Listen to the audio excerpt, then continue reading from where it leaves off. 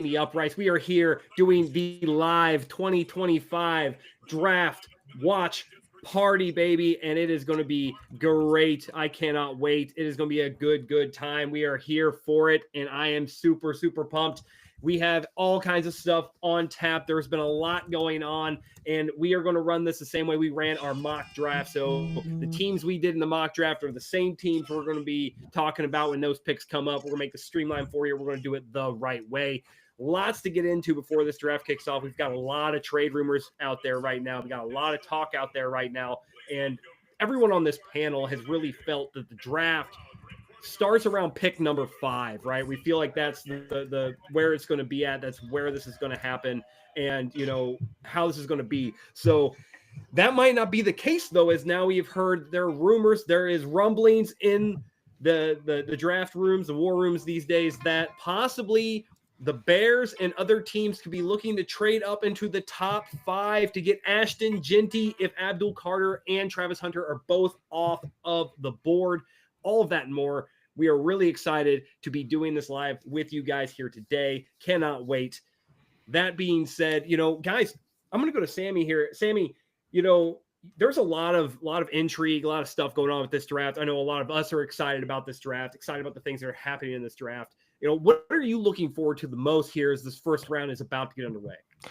I'm looking to see who goes in the top 5. I'm going to be so honest, guys. Like, it could be such a mix and match. I know we said the draft starts at pick 5, but the truth is there's so much chaos right now going on in the Browns locker room, in the Giants locker room. I mean, I heard a report that GM Joe Schoen of the Giants threw a chair over because he's literally the leak of them like possibly trading got leaked out. So there is absolute chaos going on, and I am so excited to see this in chaos unfold. I want to see some big trades. Obviously, I'm looking forward to my Dolphins picking because, we're such a successful franchise with a lot going for us these days. I would love for us to pick our player of the future and then trade him 5 years or let them walk free 5 years down the line. Can't wait to see who we pick there, Joe. Yeah, it's a big thing. Like, obviously, Sammy is our resident Dolphins fan here. The rest of us here on Between the Uprights are Patriots fans. So you can imagine the AFC East hatred that happens behind the scenes in this group. However, we are all excited to see where these players go. The draft board looks intense. We've already seen some of PFF's big board. Some things we agree with, some things we don't agree with. But the biggest thing here is the lack of quarterbacks possibly taken in the first round here that, we may or may not see. There's going to be a lot of intrigue going on in the first picks. Now, everyone has penciled in Sammy's guy. Sammy loves Cam Ward. He's a big Cam Ward guy there in Miami. The U, baby. Everyone knows what's going on with the U. So Cam Ward is right now, he's shooed in to be the number 1 pick to the Tennessee Titans. That's pretty much for sure, hands down, going to happen. Lock it in. It would be very, very surprising to see the Tennessee Titans pick anybody else. The Cleveland Browns, obviously, Sammy, you had them when we did the mock. You saw Travis Hunter going there, and then we saw Abdul Carter go to the Giants in our mock draft, and we had Shedeur Sanders in our mock draft went to the Giants. And in that case, Abdul Carter fell to the Patriots, which is kind of a perfect storm for Patriots fans out there if that was to come to fruition. Now, there have been a lot of other rumors saying that there are people looking to move into the top 2 or 3 picks as well to do the same thing, try to get Travis Hunter, try to get Abdul Carter. The Giants and Browns have been rumored to be getting calls. And Matt, I'm going to ask you this one, man. Do you see that actually happening? I mean, do you see the Giants or the Browns possibly moving off of those picks and giving up realistically the only 2 blue chip players in this draft?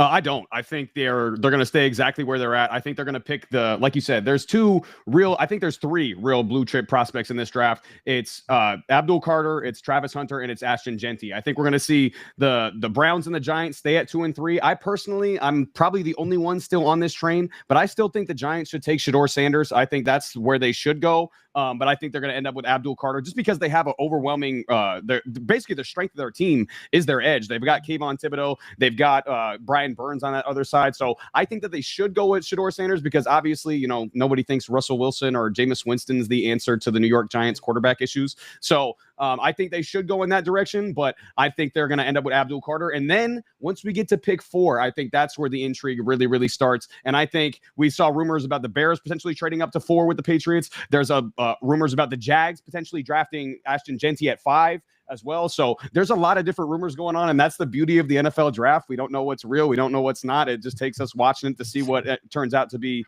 reality, and we're about to find out that reality here in about 5 to 10 minutes. So super excited. I don't know about you guys. I'm hyped. Like, let's go. I'm so excited. Like, let's go. We need like some like Thunderstruck from AC/DC right now, bro. I'm so fired up. Sorry to copyright. Of course, I know. What a bunch of greedy people, bro. Let's play some music up in here, man. If we play Thunderstruck, guarantee you Joe's going to be over there playing the drinking game. I know Joe knows exactly what I'm talking about. He's going to start playing the drinking game if we play Thunderstruck. So I don't know if that's a great idea. I came prepared just in case I get depressed again like I did last year. For those of you who don't know, we did a similar thing on a previous channel last year for the draft. I was not overly thrilled with the Drake May pick. I've kind of been proven wrong. We'll see how year 2 goes. I wanted us to trade back. I immediately started drinking at pick 3 and continued to drink the rest of the draft. Yeah, what do you guys think of Will Campbell essentially almost being a lock at 4? I mean, I wouldn't call it a lock yet. Not quite yet, but there have been a lot of rumblings right now of Will Campbell being very, very, very highly regarded in Patriots camps. And it might be smoke, but it's definitely a possibility given the troubles at tackle the Patriots have had. If we pick at 4, I think Will Campbell is going to be the pick. But the question is, are we going to pick at 4? You know, with all the stuff that's going around right now. So I would be happy. I would be stoked with Will Campbell as a left tackle for the Patriots. I don't know. I think Joe still wants to trade. Joe's like a kindred spirit for Bill Belichick. Like, he just wants to trade down as far as he possibly can every single draft. So he might want to trade down still. But I would be really happy with Will Campbell as a left tackle for the Patriots. That's for sure. Yeah, same. Yeah, I feel that's a big one right there. I think. You guys see any risers in the draft? Like, I really see Mike Green potentially being top 15. I really think he got a great combine. Right, his tape really stuck out at Marshall. I think one of these teams, especially these top 15 picks, I think one of them is going to take a swing at Mike Green just because of how great the process has been through the combine and through his tape, especially this entire offseason. Yeah, I think there's a lot of talk though as far as like his off-field stuff. So I think that's where their concern is coming in, as far as like if he's mature enough off the field in order for them to consider taking him maybe higher than what a lot of people initially had. Because I know coming into the offseason or like coming into the draft, I think a lot of people had them slated to go to the Lions at what they're like 28th or something like that, 28th, 30th, somewhere in that range. But yeah, I know a lot of people had them going. Lions are pick 28, absolutely. Yeah, yes. So I think that would be a great fit for him, quite honestly.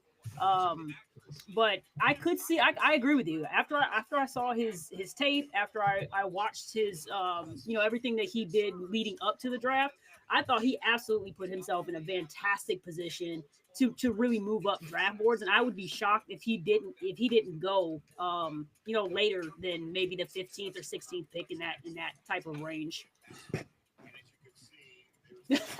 Man, it's a wow. Who commented that? What an asshole! Jeez, somebody talking shit about Sammy on the stream. Good Lord, unbelievable. Already, man. Yeah, crazy. I don't know who that could have been.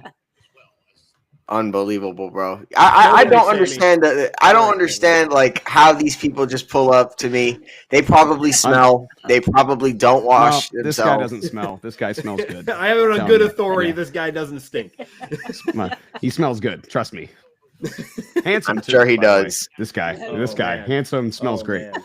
Well, you talked about risers, and we've already heard a lot of names. I mean, we've heard, Armand Membu fly up the boards. We've heard about, some of these other guys. Jack Beck kind of came on the scene. Tyler Shough has been coming up, draft boards a little bit. Jackson Dark's been flying up a little bit.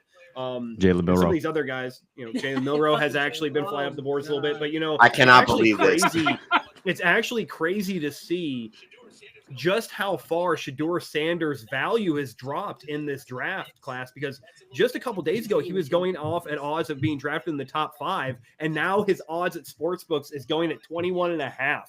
or that's the pick they're giving him right now. So he has fallen 17 spots in the draft order according to the sports books, and they're willing to give a decent offer on that right now. So it's kind of surprising to see what pretty much this entire process has had as the number 2 quarterback in this draft suddenly just the bottom fall out, and we could see Jackson Dart go before him possibly now based on some of the things that they've seen from Jackson Dart and what, how that process is going. So very, very intriguing stuff happening right now. Very, very excited to see how this all plays out. But did he do it on purpose? I've heard a lot of that. Of like maybe he's kind of getting himself out because if you're looking at you're getting drafted 5th, 4th, 3rd, 2nd, 1st, those normally aren't great teams. So is it possible that he is kind of wiggling his way out and pissing people off? That's kind of what I was thinking.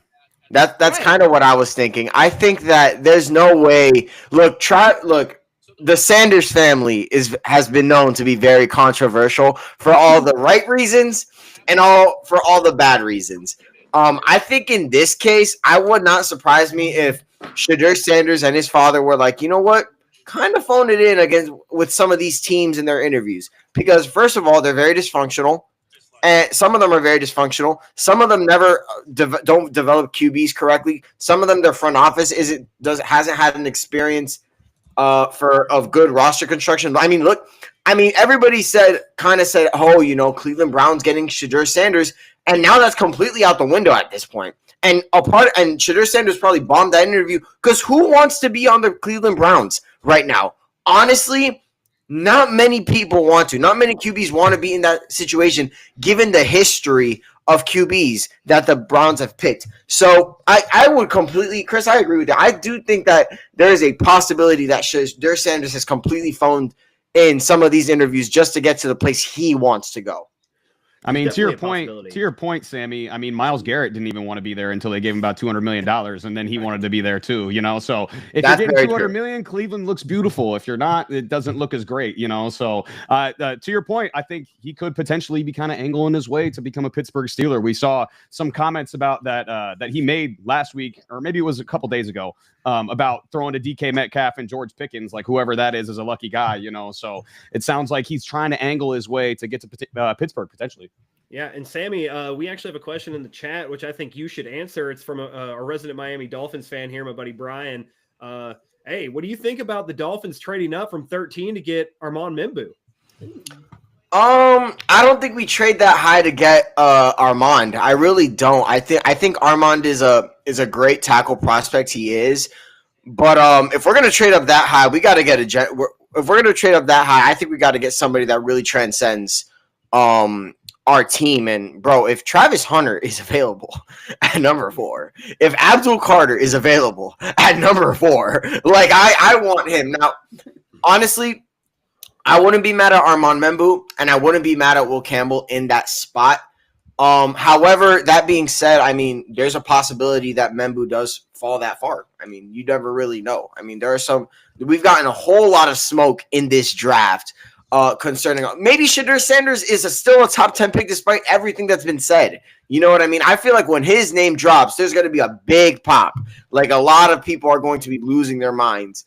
But then again, a part of me wouldn't be that surprised because, I mean, Shedeur Sanders there are things to like about Shedeur Sanders. There are.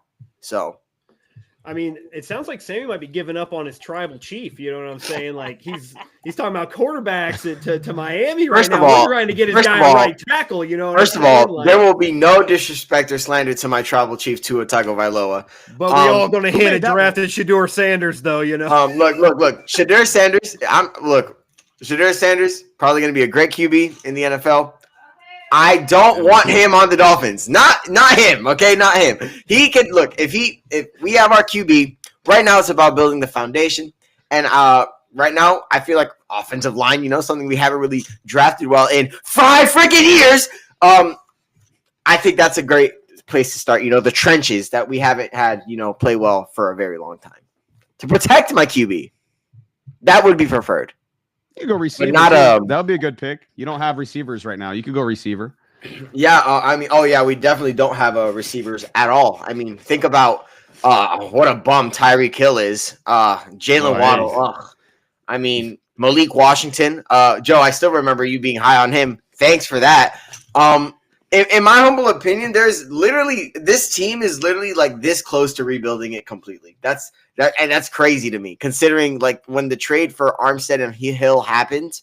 When that happened, I'm pretty sure everybody collectively thought, "Hey, man, the Dolphins are here," and then they came and then they went. It was that quickly. So it was. Well, I mean, the Dolphins are kind of in that position that nobody really wants to be in, where it's like you're a fringe playoff team. If you make the playoffs, you're either round one or maybe the divisional round and you're out, or you don't make the playoffs. Like, so you don't have a good enough draft pick to really truly rebuild and get a generational player, and you don't have enough talent on your team. You don't have a good enough team to really have playoff success. So they're kind of in that in between area where it's like there's no real winning right now. So like you said, if they have another year that's 9-8, 8-9, 10-7, and you either miss the playoffs or get bounced in round one, like, are we going to keep repeating this cycle? Are we going to keep repeating doing the same thing, running our head into the wall? So yeah, they're in an interesting spot. I could see them trading up. I don't know about up to 4. I could see them trading up maybe to like 7 or 8. And I think, I was going to say, I don't think 4 is a likelihood. I think 7, 8, or maybe like 9, maybe as far as up at 6, but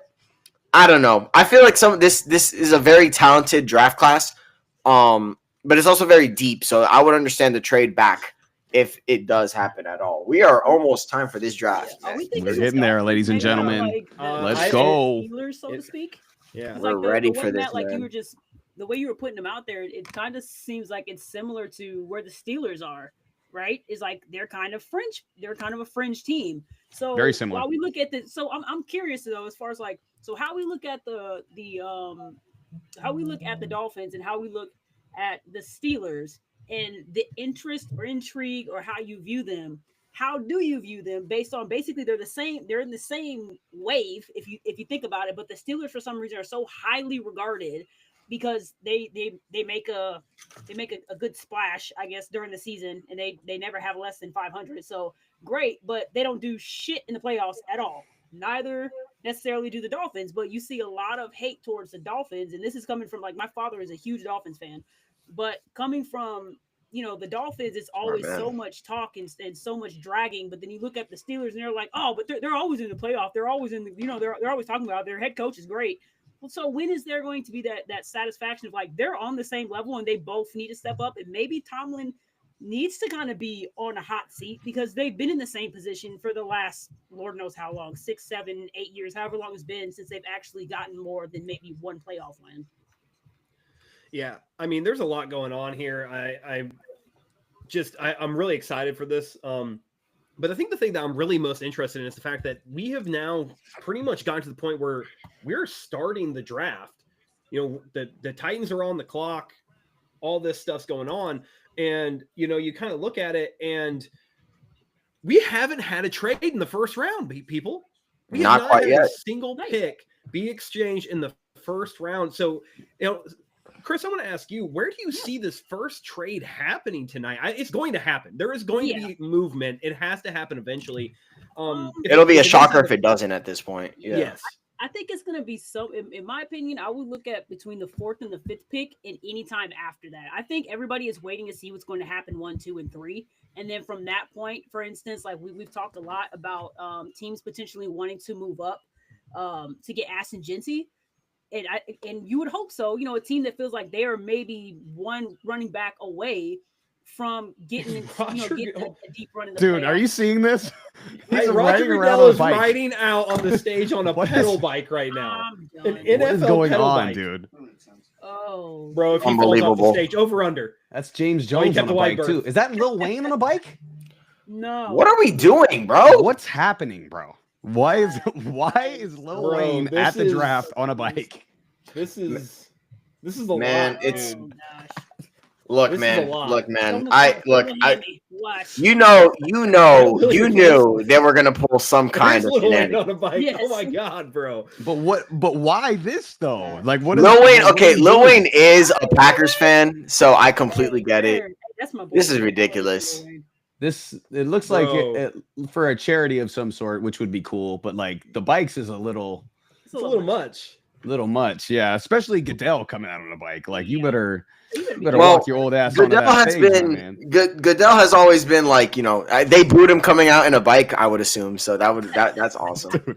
I'm telling you, the only thing that would have made it better, and I don't like if he just like fallen over. Like probably the only time we would have got cheers for Goodell coming out for a draft. When If he had Biden was on the fallen bike and over. he fell. Yeah. Yeah. Good Tragic. Lord. Yeah. But yeah, So I think it'll we be gotta- somewhere we gotta after the fourth pick. I feel like between Yeah. the fourth and going forward, I think everybody's waiting for the 1, 2, 3 and to kind of go from there. yeah, we got a couple of people in the chat right now. Fantasy Football University, a page that we do a lot of collaboration with on Instagram. They think that the Broncos are a good candidate to move up into the top 10. I agree. like it. I agree. Christian in the chat, one of our subscribers, has already said he thinks it's post pick 10. He thinks post pick 10, the first 10 picks are set. That's actually possible right now. But Did it you would see be Schefter's interesting if tweet? that happened? Schefter was like top 10. It's going to be explosive. There's going to be a lot of movement in that top 10. You know, I so just don't know if I see it. I mean, maybe it's explosive in the picks that are made rather than the trades that are made. I mean, we could see Maybe. some absolute shockers here. It is a Jalen packed Milroe. house right now in Lambeau Field. It is like not. There was a tweet that said, "Where's Waldo?" I would never find him. It is utterly like insane right now. A bunch of green too. Ugh. Oh man. Oh, Lil Wayne's a Packers fan. That's why he's there. Yeah, Lil yeah. Wayne's a Packers Yeah, fan. that's Hello. what Sammy said. Oh, I thought I already mentioned that. Look at James you? Jones. Yeah, Clay Matthews there too. Yeah. Yeah. Jordy Nelson. Lil Wayne does not look like he wants to be there.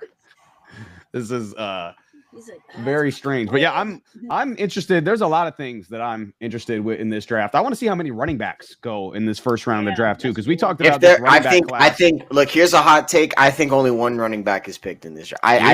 I think this Ashton Genty is the only one who gets picked. I would in the first round. agree with you, but I'm telling you, there is so much chatter of Amari Amari and Hampton going to the Vikings. I just don't see it not happening right now. I've been hearing a lot of Travion Henderson smoke at the end of the first round too. I think he's someone who That's a your team's boy. going to fall in love with at the end of the first round, and I think we might see a Travion Henderson. Potentially the Commanders. Chiefs aren't the most solid at running back right now. You kind of have a Travion Henderson and Pacheco duo. That's a deadly combo in the NFL, you know. So yeah, I think Hampton's eligible. I think we could see Travion Henderson in there as well. And obviously, we know how many really good second, third round running backs there are in this year's draft. With your Caleb Johnsons, with your Cam Scadaboos, with your Dylan Sampsons, those type of guys. So I'm interested to see maybe one of those guys slides into the back end of the first round as well, or maybe teams are like, hey, we should push back. We know we got good running backs available in the second round as well. We can kind of wait for it. So I'm interested to see what the running back position ends up like here in this 2025 draft.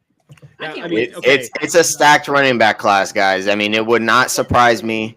Ian Rappaport has tweeted, and it looks like we're about to get underway. The Titans are going to be on the clock in a They're on the second. clock. Ladies and gentlemen, turn off your notifications for Twitter. You will get spoiled. These guys are on crack when it comes to Yeah, notifications. Okay, so so fast. please.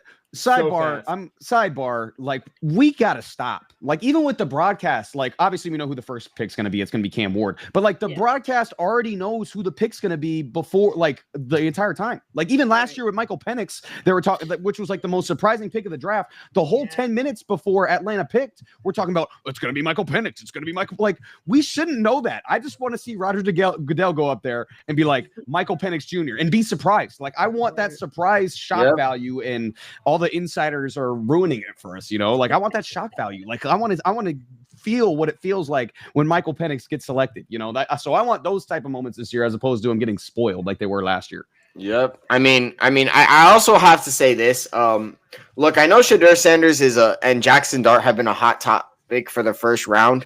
There's a big possibility that they both don't go. I know we already said that Shadur Sanders is, you know, a guy that, you know, kind of botched his interviews on purpose, and maybe, hey, you know what I mean? Like it could be that, you know, that there could be some big brain moment going on here. But I do wish that we covered some of these other ESPN and some of these big media outlets kind of covered some of these other prospects. Because the quarterbacks are not the only thing that matter, you know what I mean? Especially in a class that really isn't very strong in terms of quarterbacks. I mean, the weakest we've seen in a bit, aside from like maybe Cam Ward, and even him, like there's some stuff about Cam Ward that I personally think he can work out of. But like, He's on the phone right now, by the way. So he's is. obviously There getting it pick is. number 1. Here we go. I mean, this is the most obvious pick of the entire draft. I don't Easy. think anybody... Yeah, I think he's what, minus 20,000. So if anybody's got 20,000 bucks laying around and they want to make 100, bet on Cam Ward right now. So if you feel comfortable with betting $20,000 right now, if you want to make 100, that's a good bet because he's obviously going to be look, Joe. I know you said the draft starts at the risk. I know you said the draft starts in pick number 5, but I truly think that it starts at pick number 2. I really don't know who the Browns are going to go with. It might be. I think Abdul Carter or Travis Hunter are the only picks that I can see. But guys, we could. What if the Cleveland Browns shock everybody and pick Shedeur Sanders right here?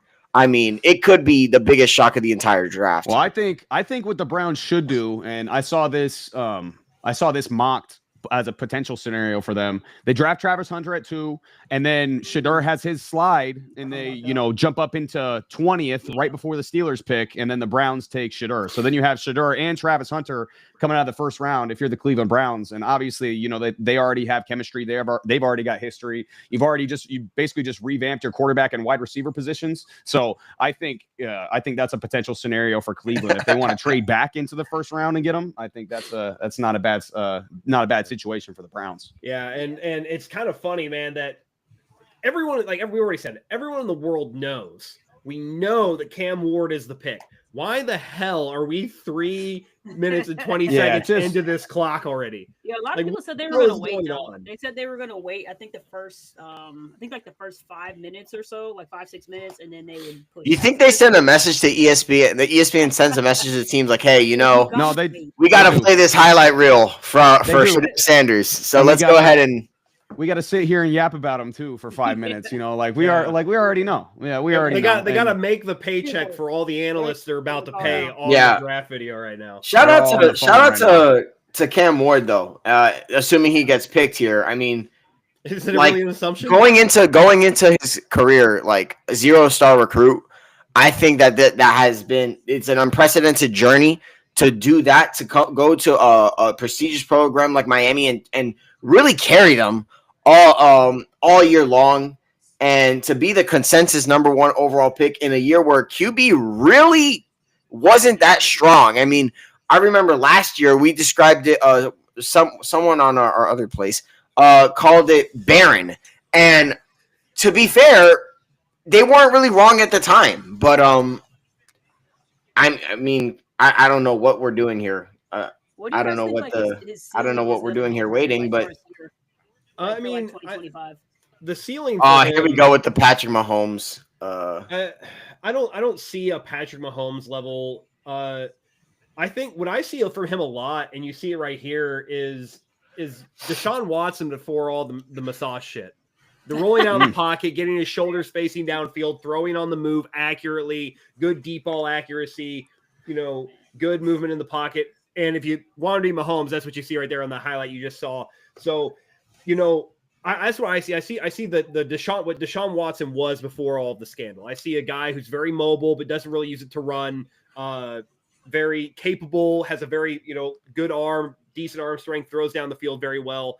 That's what I see when I see Cam Ward. Now, that is a ceiling for him. And Deshaun Watson was a playoff caliber QB, good quarterback. Mm-hmm. If you take away all the off-field shit and the rub and tugs and stuff. Well, you said Cam Ward's good out of the pocket. I think Deshaun Watson's whole life has been out of pocket since all that stuff came out. The entire Deshaun Watson situation is out of pocket. So yeah, that's a hell of a comp right there. But I mean, Deshaun Watson, the pick is in, gentlemen. The pick is in. Down, Deshaun Watson was a damn good player. Hey man, I would argue he was like a top 5 player in the entire NFL. I was arguing that up until everything really fell apart. And I've never seen I'll say it before and I'll say it again. I've never seen a career spiral as quickly and as destructively as Deshaun Watson. I've never seen anything like it. From the allegations all the way to the play on the field, like it was utterly crazy. Could not believe Any it. Titans fans who are watching this right now are like, my franchise quarterback's about to get picked. Why are these idiots talking about Deshaun Watson? Why are they talking about We're waiting Deshaun for the Watson pick. right now? Here comes Kamish walking out to the stage. Here we go, There he baby. goes. Shocking pick upcoming. Like, this is the most shocking pick of the entire draft, guys. Oh, mine is so behind. He just started walking. Unbelievable. Yeah. Wow. Cam Ward, quarterback, Miami. There it is. There you go. Cam Ward is a Tennessee Titan, ladies and gentlemen. Big congratulations to Cam Ward. And listen, I'm going to go. I got a few stats here on the Titans and Cam Ward. And the Cam Ward's going to have to buck the #1 overall pick trend that's been going on in the NFL recently. 0 #1 overall picks since 2010 have won a Super Bowl. None of them. Zero #1 overall picks since 2010 have won a Super Bowl, and just 2 #1 overall picks since 2000 have won a Super Bowl. That's Eli and then Matthew Stafford as well. But Stafford had to leave teams to go win a Super Bowl with, obviously, with the Los Angeles Rams. So Cam Ward has a big task on his hands. He is going to have to basically overhaul a team that was not good. Obviously, you have the #1 pick for a reason. You're 4-13 for a reason because your team's not good. And listen, the Titans also, by the way, have not had a good history of first-round picks. Dating back to Marcus Mariota, these are what their first-round picks have been. Marcus Mariota, Jack Conklin, Corey Davis, Adoree Jackson, Rashaan Evans, Jeffrey Simmons, good pick. Isaiah Wilson, who, by the way, might be a historic draft bust. He played 1 game and was drafted 29th. We got a trade, ladies and gentlemen. I hate to interrupt you. Whoa. We have a trade, guys. A trade. The Jags move up to 2. Oh, This right my here- goodness, ladies and gentlemen. And this right here, Jacksonville I'm is telling you on the right now, clock. This right here is Travis Wow. Hunter, and I talked about this in It my has to Jacksonville be. Jaguars video. I talked about this. I said if there's any team that should trade up for Travis Hunter, this is the perfect team to do it because he can come in, he can play Holy crap. full-time corner, and you've already got a wide receiver 1 in Brian Thomas Jr. This is the absolute perfect team to trade up for Travis Hunter. I'm super interested to see what the details of the trade And are. They might I have it the up a trade feature details first. right here, Matt, What do you got? actually. The Browns received the 5th overall pick, the 36th overall pick, 2nd round, a 4th round pick, and then a 2026 first round pick. Wow. The Jaguars received the 2nd overall pick, a 4th round pick, and a 6th round pick. So right now the Jags are literally risking next year's first round pick for this player right here. You have It's to Travis assume Hunter. it's Travis Hunter. You have to assume. And They this have- is a long and by the way, guys, this is very, very important. This is essentially Jacksonville saying we're tired of being behind. We want to move forward this year. Mhm. This is the move that we're talking about right here. If it's not Travis Hunter, it is a completely, it is an utter, it is deplorable, absolutely It's not- insane.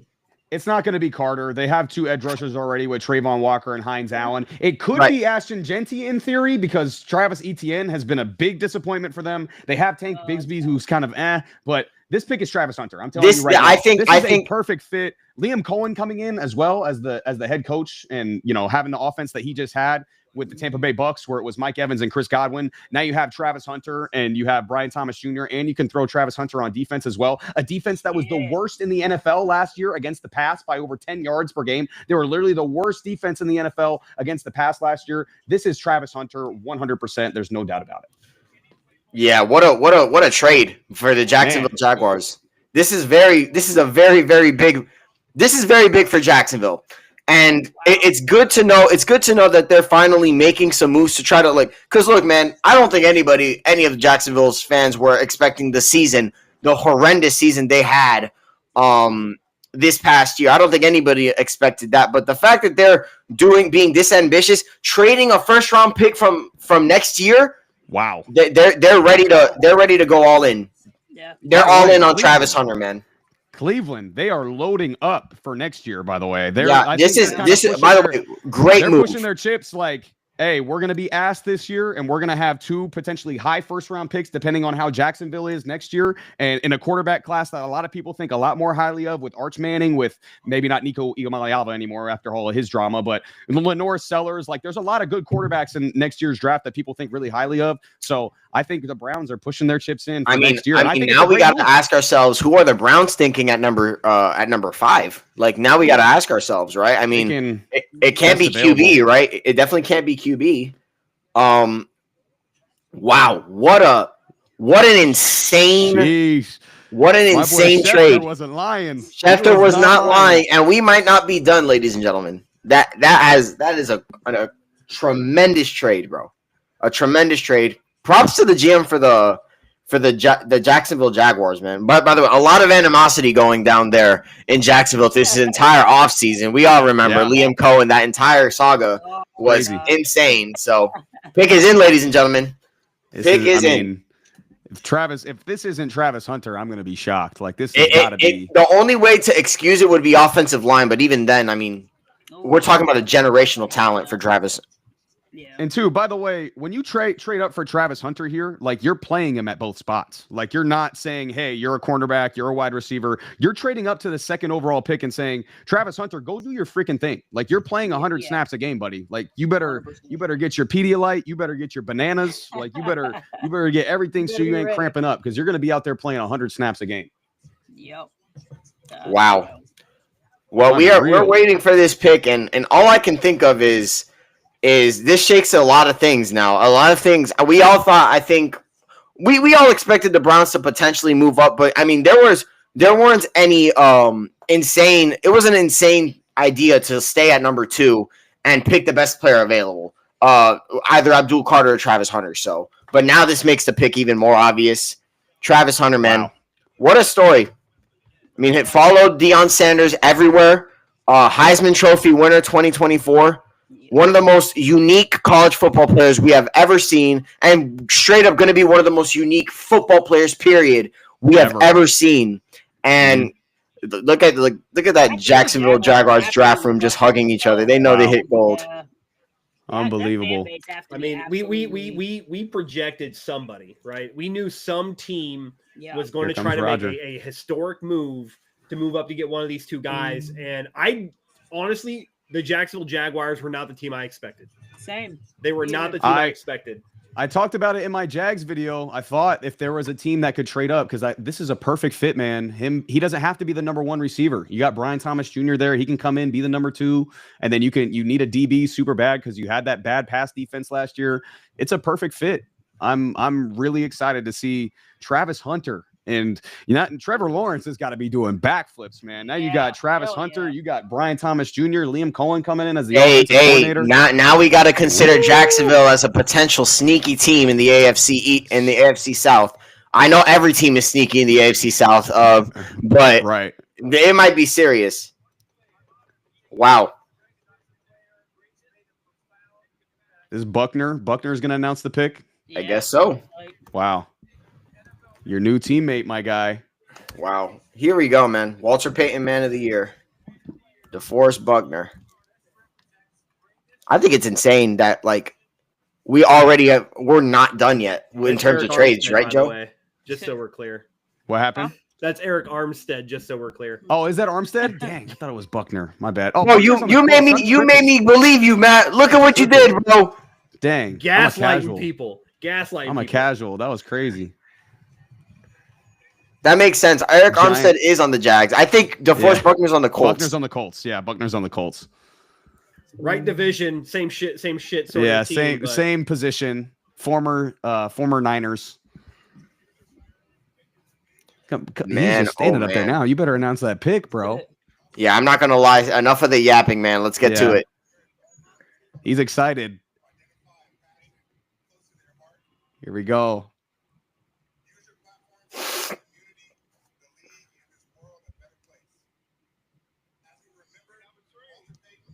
Yes, we know. Man, he's still yapping. Oh my goodness, Eric, come Travis on, man. Hunter. Just say it, man. Cornerback / wide receiver. I wonder what he's gonna say. Unbelievable! Wow. Unbelievable. Man. Good for you, Trav. Oh, he's hitting the move. He's hitting the move. Hey. You already knew Travis Hunter was going to go up there and do some moves, man. Wow. Man. That right there. Big That is a move, splash. man. That Hey, is a man, big we're time talking splash about from the Jacksonville Jaguars. We're talking about one of the most transcendent football players we've ever seen. The Jacksonville Jaguars made it happen, and expect the Jacksonville Jaguars to make a bit of noise this year. They're going to be I guarantee you they're going to get a national televised game for the first time in a very long Oh, time. they have to, yeah. Listen, the So- Jags, I mean, before the draft, if they were going to sit at 5, I was thinking about either Mason Graham or Tyler Warren. I think Tyler Warren would have been a good fit for them at 5, potentially. I would have went with Mason Graham if I were them, if they would have stayed at 5. And then obviously we saw the smoke about Ashton Genty because of how bad ETN and Digsby were last year in that backfield. But I mean, coming in, now you have Travis Hunter and now you have Brian Jeez. Thomas Jr. And listen, I don't know if I agree with these comparisons, but people see like Justin Jefferson's game in Travis Hunter as far as as far as a Wild. wide receiver goes. I don't know if I see that. I saw some Devontae Smith comparisons, which I thought was a little bit more apropos than Justin Jefferson is. But I mean, if you give Trevor Lawrence a Devontae Smith type receiver, and then the type of cornerback that he is as well on the defensive side, like again, the rationale for the Jags has got to be like we're trading up and we're picking 2 players with 1 pick. Like we're picking 2 Absolutely. players both in positions of need with 1 pick. So if we got to give up a first round pick for next year, so be it. Like we're getting 2 potentially high level players on both sides of the ball with 1 pick, and I think that's a super bold strategy, but man, I do not blame them Very one bit. That is bold. a hell of a selection. Travis thinks some moves, man. He's not going to talk on the mic, is he? Oh I don't boy, know. I think he's out of there. No, I mean, look. I wouldn't have been surprised, but Travis Hunter, man, what a moment, by the way. He is actually a Florida native, so he actually gets to stay home. Go back home. He went. Yeah, I love it. He actually gets to stay home, and this was probably the best case scenario for Travis Hunter in terms of like 100%. where he played, who he's playing with. I mean, Absolutely. I know. Look, Trevor Lawrence gets a lot of flack, but honestly, Trevor Lawrence having Travis Hunter now, having Brian Thomas Jr. I mean, there's still got to work on the offensive line. But man, at this point, you're running out of excuses, Trevor. Yeah, I was gonna Like- say, Trevor. If there's any time for you to prove that you're that generational talent, now is the time to do it. I mean, doing it with a transcendent talent like Hell of a like move. Travis Hunter. Now we got the Giants, and Hey, let's now talk we have the about Giants, new and Pick is Both, in. though, man. Pick is in for the Giants. pick's is for in the already. Giants. Yep, pick is in. Oh They man, wasted no Where do you time. guys this think is they're going? interesting. I mean, It's Abdul Carter. Wow, this changes everything. And you want to know something, guys? I think Shadur Sanders is happening. Do I you think really? Shadur Sanders is happening. I don't think it is right here. I think this Travis is gonna be Hunter was. Carter. I think Travis Hunter was the plan, and I I'm think not in Jacksonville on might have just foiled it. So I think they're going to go with a QB here. I don't know if it makes sense getting a guy like Abdul Carter at this point, but that. maybe I it think is. Maybe getting the best player available is all you can do. Right I now, think we're ESPN gonna- has their needs as a guard. Will Campbell is on the board and could be an All-Pro guard. Why not go Will Campbell? You know what I'm saying? Like, You I think could. that would be a bad pick. That's not a bad pick to me. I think that's not a reach. It's a top 5 player. You get a position of need. You slide him inside where you don't even worry about his arm length anymore.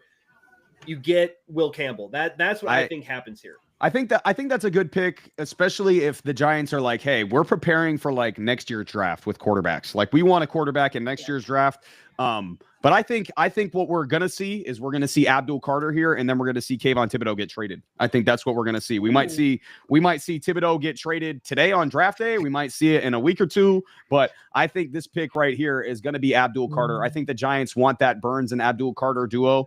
And I think they're sold on what Carter is going to bring to that defense. His athletic potential. We saw him like Abdul Carter is basically Micah Parsons all over again. Like that's what Abdul Carter is. We saw him playing stand-up linebacker for Penn State, and then he moved to edge, and he was one of the most dominant edge players in the country this year. So I think the Giants are sold on that, and I think that's where they're going to go here. But Campbell would be a good pick. I mean, they've been looking for offensive linemen for years in New York, so I think that would be a good pick as well. Yeah, but man, I mean, it's hard to pass up on a prospect like Abdul Carter. It's really hard. But think- nonetheless, I think they should go Shador Sanders here, but I don't think that's what they're going to do. I think they're going to go with Abdul Carter. But you think they're going to get cold feet? You think they're going to get cold feet and not risk? Brian Dable was just sitting there like this. If you're bringing him in, you better hope that you have people that can kind of keep him centered, because I think that's something that's been coming up as of late. That there are a lot of questions about him off the field. Oh man, Goodell's out. Goodell's out. All right, here we go. Will the Giants pick the generational talent? Will they take the big swing? Abdul Carter, edge, Penn State. Wow. There you go. Man, there you have it. I haven't even heard it yet. I mean, the comparisons we can't hear you. I don't like the pick. I don't like the pick for the Giants. I don't like the pick for the Giants. I think this is a bad pick. They have edge rushers. They have all those things. They don't need it. I understand he's a blue chip player. And you are not in a position where you take the best player on the board. You need to address your needs. You need to address the things you need. You needed a quarterback. You needed a guard. You needed these things. And you went with a position for the best position. You're not a good team. You're not a good team right now, New York. I think the best case scenario I think the best case scenario would have been for the Giants to trade back. But I mean, I don't know this stage, this is why I genuinely think that Travis Hunter was the guy until he wasn't, because they could have. I think they were planning on it, and then Jacksonville just swooped in and took him. I think Cleveland, if they stayed, was going to pick him too. So I think they knew they were probably out of the Hunter sweepstakes. Obviously, if Hunter was there, they were going to pick him, no doubt about it. But I mean, Abdul Carter, that's a pretty good insurance policy there. And if they want to run 3 pass rushers, right, keep them all fresh. You got Carter, Burns, and Thibodeau, and now you're getting after the NFC East. It's not a terrible idea they have. But they, like Joe said, they have more needs. That's why I thought they were going to go Shador Sanders here, because they don't have the quarterback of the future. So maybe they end up trading back into the first round. But right now, Abdul Carter's a Giant, and I think Giants fans should. Maybe it's not a great pick, but I think they should be excited about it. I mean, 23.5 tackles for loss. It's most in college football. He's a freak of nature, man. The comparisons for Micah Parsons are there for a reason. No one's saying he's not. Right? We're not saying he's not. The problem that you see here is simply that you got a guy that you don't need. I understand what he brings to the table, but does that make the Giants a playoff contender? No. Hell no. Does it make anything other than what they were? They're going to with Shador Sanders, but the problem is that the problem would be that, like, Shador Sanders, while there's a lot to like about Shador Sanders, are we sure that Shador Sanders I'm not saying solidified? He wanted Campbell. I wanted Will Campbell to shore up their offensive line. Mm-hmm. You could have gotten Jackson Barn later. You could have gotten Dylan Gabriel later. You could have developed Tyler Shook. You signed 2 veteran quarterbacks, if I'm not mistaken, there in New York. You had time. Yeah. Mm-hmm. And you did nothing.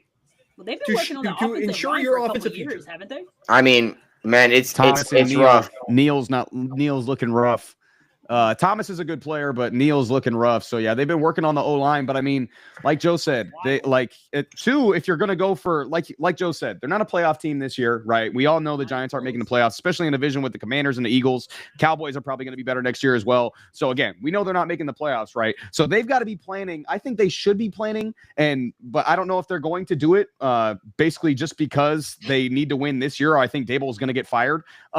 But they should be planning on taking a quarterback next year, kind of building this roster through this draft and then preparing themselves for a quarterback for next year's draft. But I don't think they're going to do that. So I could have easily seen them trading down, maybe getting Armand Membu as well, throwing him at right tackle because Evan Neal's struggling so bad, kicking Evan Neal inside. But Abdul Carter, New York Giants, they got a hell of a pass rush now. Good Lord. And they saw Eagles win the Super Bowl last year, and they said, we got to do that. I'm sweating bullets now, boys and girls, men and women. The Patriots Pats, pick is in. Baby. Wow. Travis Hunter had 0 conversations with the Jaguars since the combine. Jamie Erdahl reported. And what that essentially means is, guys, that the Jaguars are just going in fully on talent. The character they could care less about, which is fine. I mean, you see a talent like Travis Hunter, how could you not? But that just shows that the Jaguars were taking a swing. And they Sammy, did it. Travis Hunter is old news. This is the New England Patriots on the clock, kid. Let's go. All right, here we Who go, cares man. about Leave it to Travis a leave it Hunter? to a It's the Dolphins Patriots fan to season. try to overshadow what's going on with our team. Nobody Right. cares about Travis Hunter, all right? It's Patriots. Oh wow! In All right, Canton, let's go. Texas, Shadur Sanders has left his couch. He left his couch where he was like, I Also, would no assume- one cares about Shador, man. It's Patriots time. Stop Right. trying to. "Hey, change what if the subject, Patriots man. just bail on Drake May and pick Shadur Sanders right here, guys?" Wow. Oh, I please think stop I it. think Stop that. I think we Disconnect I right now. become a Jags fan after that. I'm now riding with Who do your Travis fins Hunter. take? I think you don't lose in any pick. I think you're fine with whoever you pick. Malachi Starks, you could pick him. I mean, whoever's available. I honestly, the Dolphins are at a point in time where like they could make any pick that's not QB, that's not wide receiver, and they could. Well, wide receiver would maybe make sense given the Tyreek Hill sweepstakes that could be happening the following offseason, especially post June 1st. But I think right now the best case scenario for the Dolphins is to get the best player available, whether it's Will Johnson, the cornerback, whether it's Malachi Starks, the safety, Armand Membu, if it's him. I mean, at this point, there's really not a pick that I'd be upset at. They'd have to shock me. Again, we are done with Dolphins talk until 13. They now. asked me a question, Chris, man. I know they asked a question, but I don't care about the question. It's Chris and Joe, who are we picking with this 4th overall pick? Is it Will Campbell? What's going on here? Probably. I That would think be my that guess. I thought they would trade. The fact they didn't trade means it's probably Will Campbell. Right now, ESPN has Amar Membu as the top tackle, best fit. Interesting. However, he's like we said, he's only ever played right tackle. You're taking a risk, assuming you can transfer him there. It's probably Will Campbell. That's probably who it's going to be. It's the safe pick. It is a safe pick. It's not a bad pick at all, No, honestly. it's not. No, really I think not. we're all going to be excited if Will Campbell's our tackle. I mean, yeah. Jeez, Joe. So the Hang on, report Chris. is out. The report is out that Jaguars are expected to play their first round pick Travis Hunter on offense and defense. We knew So that this already. is so the question is already being answered. They will be on board by giving him a heavy dose of the wide receiver position while still playing him at his more natural position on defense. So they get the cornerback they need, and they get the wide receiver they need. So the Jaguars are set. The Patriots. Man, I really thought Abdul Carter was going to be a Patriot, given how things were going. But Oh, looks like it already came out. here we are, man. The Pats pick already came out? Somebody on IG, it's already come out. No, don't say it. I wanna react to it. Yeah, it Not came quite out yet, man. 4 To minutes ago. Like, 4 minutes. Okay, wanna, if it's already out on. They haven't IG, even here's announced it my on. Hey, look, they haven't I'm even watching announced it on the Twitter. NFL If they haven't announced it on Twitter, I think we're good. Watching the live stream on YouTube, not a single fucking one of them saying some asshole on Instagram's got it. Like, this is my problem with live streaming shit, man. Like, I'm watching everything I possibly can to make sure I see it when it comes the fuck out, and some fucker on Instagram's got it because he's there in person. I'm the I guess opposite. so. I don't- Yep. I They already don't got, want to like, see it. Five- I don't want to see it. I want to 5,000 see Roger likes. Goodell announce it and then me react Yeah, to it, same. you know. But I can't do that what because are y'all the- do it, and mine's like 2 minutes behind y'all. So I'm like, oh, y'all looking. I'm like, oh, he finally said it. Bro, Oh, did y'all you are see the talking. Patriots Pick is draft in. room right there? There's not a single person happy in that draft room. It's There's Ted not McMillan. someone What if it's cheering Ted or McMillan? shaking hands, kissing. What do I we do mean- if it's I Ted mean- McMillan? You're not in a look after a good offseason from the New England. I don't think you're mad at any tackle that you take here. I No, think not they're at all. both It's Will great. Campbell. So, Will Campbell's a Patriot, ladies Here we and go. gentlemen. Will Campbell is a Patriot. I'll take it. I mean, you Let's had go. to have seen it coming, Joe. I mean, I know you wanted to trade back. Here comes I the wanted Christian the Beers. haul the Browns got. I wanted what the Browns got. Right? Like, that's what I wanted. I wanted the picks. I wanted that sort of like, I wanted someone to go, I want Ashton Genty, and then just go get Ashton Genty at 4. And you know what's about to fucking happen? I would laugh my ass off if, like, the Denver Broncos, the Chicago Bears, call up the Browns, like, hey, you want to move back another 5 spots? Fuck it. Come on back, bro. We'll give you some more draft capital. It just keeps happening for the fucking Browns. This guy is the king of the trade back. Like, if he could trade all the way out of the draft, he would. Like, he would. Yeah, he would I'm not trade gonna lie, entirely Joe. out of It's kind of weird how often you want to trade back, man. This is 2025, bro. Like, Bill Belichick is not here. My team has so many problems. I need as many draft picks for them as possible. And I'm with you. If we could have got what the Browns just got for Travis Hunter, then 100%. Like that's 100% the strategy. We trade back. Ideally, we get that, but we're not getting that. The 3 best players in the draft were already off the board. You know, like the 3 players that everybody wanted are already off the board. Now, Ashton Genty is going to be, you know, we'll see what happens with him, but we weren't going to get that. Nobody was. Here goes Cleveland. Here's Cleveland now. But you also have to look like you don't want to take the shot of completely missing out on your tackle either, because it's not a very deep left tackle class. So if you knew who you want, go and fucking get him. Don't take the chance. Hey man, look, Las Vegas is very close to getting Shedeur Sanders, man. I don't think they're going to take Shedeur. My buddy at the gym just texted me about Will Campbell, and he said, "You'll never reach the Super Bowl with those short little arms." And then a picture of the T-Rex from the T-Rex from Toy Story. Oh my goodness!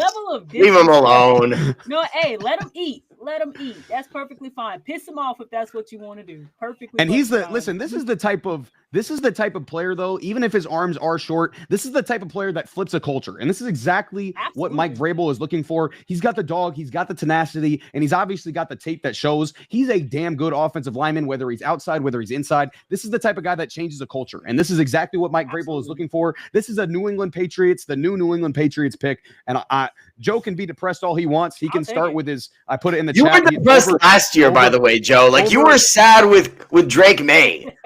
Chat, comment down below. Over under 1.5 depression beers for Joe. I'm taking a massive over. I don't drink beer, bro. It's pure bourbon. Oh man, he's got a. All right, here's the projected offensive line. You ain't gonna make it to the end of the first round, Joe. Jeez, chill out. Here's the projected offensive line.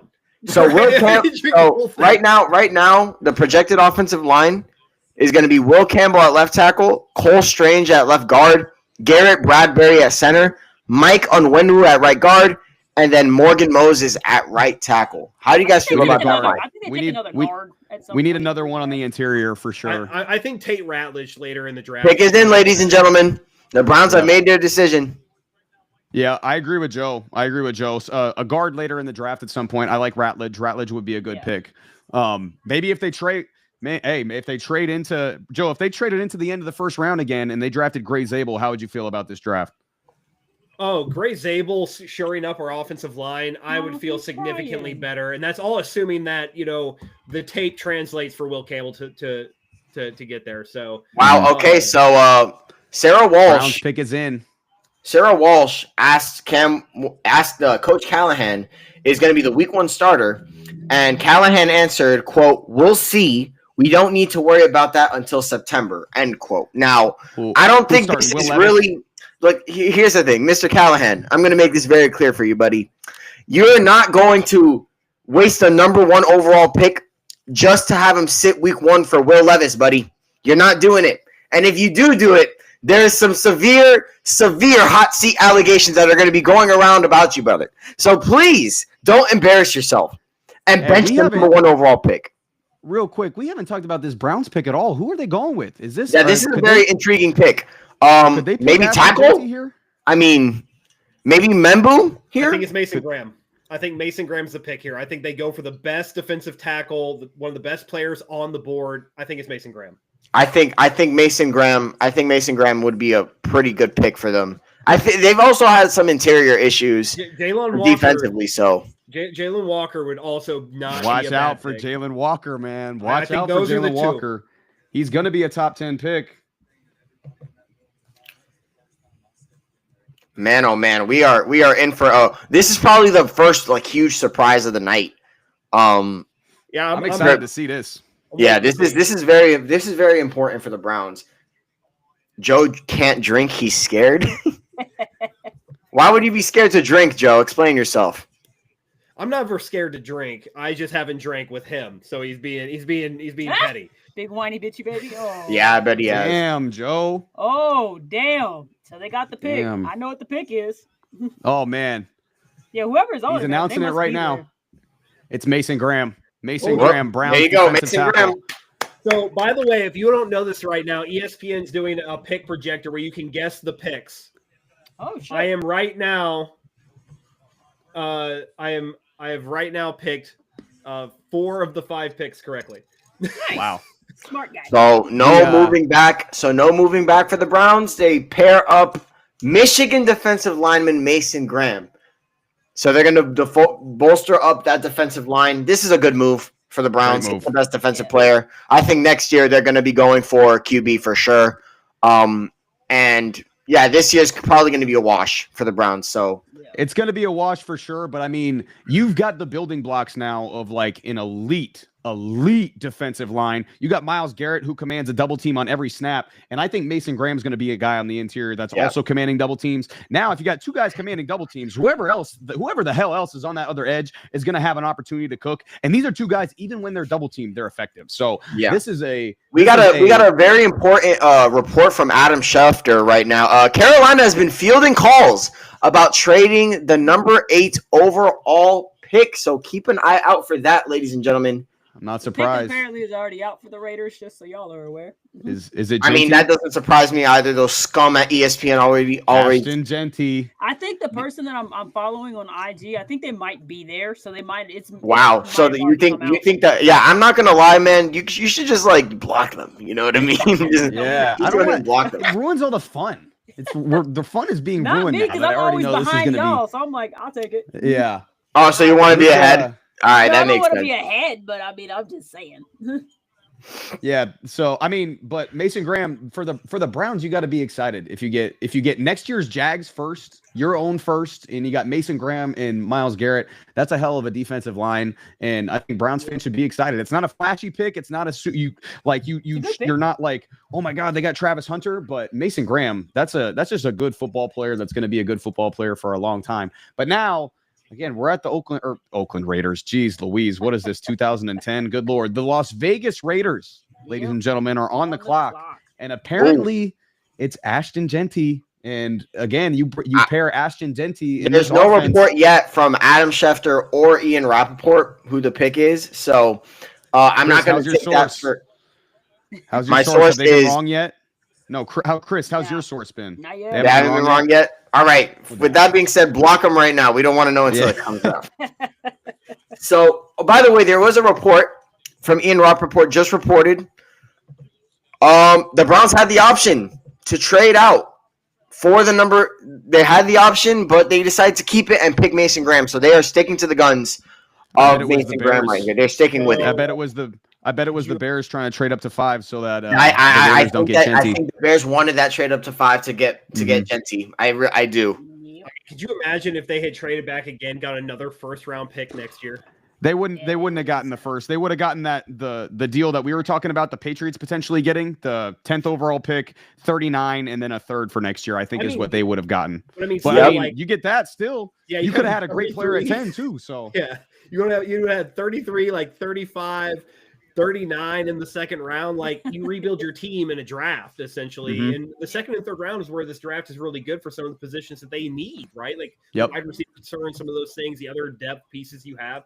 And who's to say you couldn't package that to move back to the first round and get another top tier talent?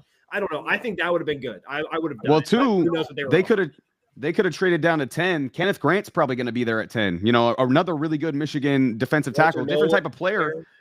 But yeah, so there would have been good other options. I would have liked that for the Browns, but I also like Mason Graham and the haul that they got for the second overall pick. I think the Browns have got to be excited about that. But listen, again, we're on the Raiders here, ladies and gentlemen, and the pick is in now. It looks like it is Ashton Genty, but you guys think it should be Ashton Genty? Is Ashton Genty the right pick here for the Las Vegas Raiders? At this point, I don't know if it's the right pick. I do think that they have other problems that aren't running back that they should be addressing. Their running back was pretty ass last year. Their running back is pretty bad, but this is probably Look, again, this is one of the deepest running back drafts we've seen in a very long time. I don't think wasting a top 10 pick with a Ashton defensive Genty. line class as stacked as it is. The pick is in, by the way. He is Oakland. I I keep saying personally Oakland. thought He's a they- Las they Vegas should've Raider. went, It's Ashton wide Genty? receiver. Yeah. Ashton Genty officially a Wow. Las Vegas Raider. Wow. Yep. I don't know if I like that, guys. Man, I mean, It's hard to deny Ashton Genty, but I don't know if I like him at pick 6, man. If he is who everybody says he could be. By the way, I saw someone on Twitter say his ceiling was Walter Payton, one of the 5 greatest running backs of all time, and his floor was LaDainian Tomlinson, maybe one of the 5 greatest running backs of all time. First of all, no way. No way Ashton Genty's floor is LT. Like, there's no way that's the case. That's an impossible floor. Yeah, there's no way. And second of all, if he is that type, if he is an LT type of player, like, this pick is 100% worth it. Like, this pick is justified because you have one of the greatest running backs of all time on your roster. But if he's not, say he, there's been some high draft picks recently. Say he ends up being Ezekiel Elliott, where he has a couple great years and then falls off. Say he ends up being Leonard Fournette, where he has, a couple great years and then he falls off. Then I don't think this pick is worth it at all for the Las Vegas Raiders. So, because like you talked about, Sammy, there's a lot of good running backs in this draft. There's really good running backs potentially in the middle of this first round, end of this first round, second, third, fourth round. There's a lot of really good running backs. You know what? I'm thinking about it. I guess they really do want to just solidify that. But they better, if this is the pick that they make, they need to extend him as soon as that contract runs out, because they cannot do what the Giants did, invest a top 2 pick, a second overall pick in him, and then just let him walk for nothing. Like, either trade him for something huge or pay him. And they cannot make that same mistake. I don't think they will make that same mistake. I think Genty has the potential to be a Raider for life, and I think that is pretty good. But I mean, can't wait to say that and wish that upon somebody right now. I mean, that's just my opinion. But I mean, I honestly thought that based on some of the conversations we saw earlier, that the Raiders were a sneaky Shedeur Sanders spot in the first round. I didn't think so. I thought that, based on the way things were looking for them, I thought that they would probably go a different way there. I understand the pick. I'm not a fan of the pick based on the conversation and things you guys said. I think that Ashton Genty there is a reach, even though he's probably easily the best back in it's very expensive. It's a very expensive move. Draft. You want me to tell you why they picked Ashton Genty? Here's the list of the Raiders running backs last year. Alexander Madison had 420 yards on 3.2 yards per carry. Amir Abdullah had 311 yards on 4.7 a carry. Sincere McCormick had 183 yards on 4.7 a carry. And Zamir White had 183 yards on 2.8 a carry. So they were the worst rushing team in the NFL last year. So, again, if you want to flip a running back room with turning it from those 4 guys to Ashton Genty, who the ESPN broadcast just compared to Emmitt Smith, I think that's a really good way to revamp your running back room if you're the Las Vegas Raiders. And someone like Pete Carroll, who saw what Marshawn Lynch could do coming into the Seattle Seahawks, you bring in Ashton Genty, you kind of you have that type of runner coming back in there. I think that's a understandable pick from the Las Vegas Raiders perspective. Jets. Yeah, and obviously, definitely in the chat we saw that Saquon Barkley, Genty needs to send him a thank you letter. That's definitely true. But Chris, there's a question in the chat I want you to answer. Who do you see taking the first wide receiver in this draft? Ooh, so I did initially when I was scouting the Raiders, I really thought that would have been a good spot for them because of how deep the running back class is. But if you're looking guys, what are they?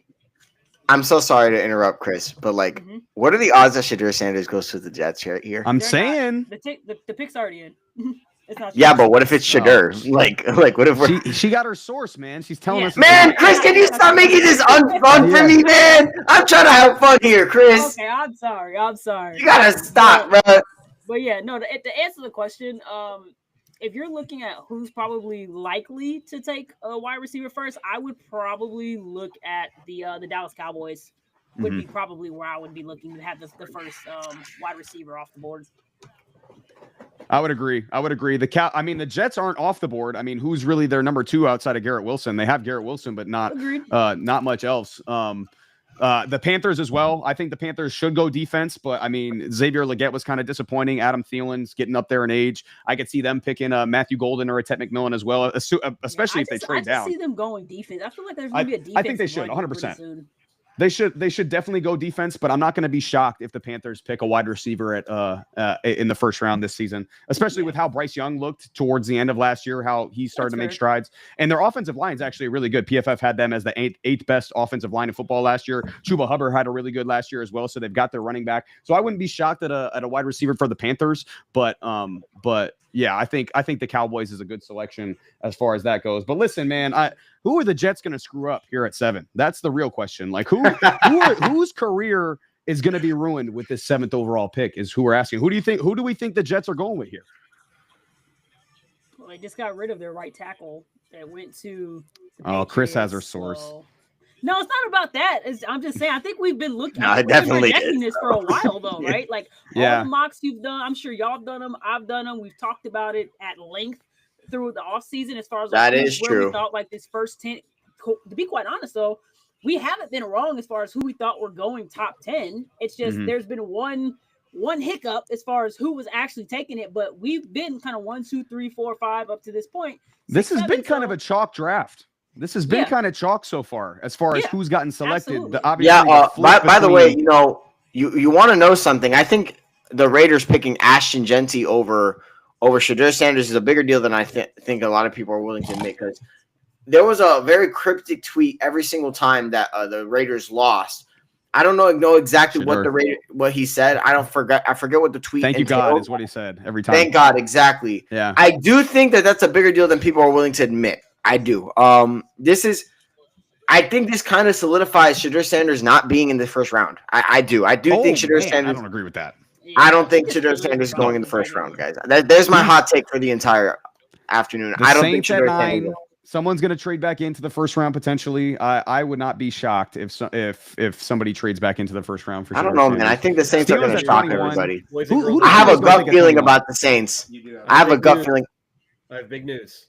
Yep. Right after drafting Abdul Carter, Giants GM is picking up Kayvon Thibodeau's 5th-year option. They are going to pair them together. He is staying. They have picked up the 5th-year option on Thibodeau.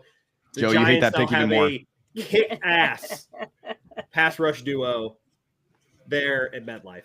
Wow. So Brian Burns is, legit. Giant, as far as I'm concerned, right? So and he signed a big extension. So Burns is there. Thibodeau was the one who was in question, but it's going to be it's going to be a deadly trio. We're sitting here, so they're going to rely on that trio. Okay, that's not a bad idea, I guess. Roger Goodell's walking out for this Jets pick right now. I'm with you, Chris. I think this is Membu right here. I think Armand Membu is going to be the pick for the New York Jets. For Jets. It makes sense because they need to protect their new quarterback. You want to give him the best shot, you got to make sure he has Armand Membu. Armand Membu, a New York Jet. And listen, for as much as we shit on the Jets, I really like their game plan the last couple of drafts. Obviously, drafting Olu Fashanu last year, bringing in Armand Membu. They've got Elijah Vera Tucker in there as well. They've got really good building blocks on this offensive line. And this team is going to run the hell out of the rock next year with Justin Fields, with apparently Breece Hall's on the trade block, but Breece Hall, Braylon Allen, like they've got, maybe they pick another running back in the draft. They're going to run the shit out of the football next year. And I think that's exactly what new head coach Aaron Glenn wants. I like him some too. Heat because of the whole, who situation, but I love Aaron Glenn, to be honest. I love him for their pick as far as their head coach. I think if you're going to get a tight-nosed type of person, that's who you're going to get. Like, if he's going to bring out the best in your team, that's who you want, personally. So I like it a lot as well. I think, again, I'm not a big nobody here. Obviously, we're all AFC East fans here, so I don't think anybody here is really a big Jets person. But you got to respect what they've done. I mean, they've made a lot of really good selections, a lot of really coherent selections, which you wouldn't expect from that front office. They've made a lot of really coherent selections the last couple of years in the NFL draft, and I'm excited to see what that offense is going to look like with Justin Fields and Garrett Wilson and Breece Hall next year in New York. I can't even be a hater. That's a good pick, Jets. That's a good pick. About time, by the way. Like, it's I know the Jets have had some great picks, but it feels like this is the first time they're really investing in like a true building block at tackle. I mean, they've picked corners, they've picked wide receivers, but I feel like this is the first time they've really invested truly in wide receiver, and I think it's going to work out, man.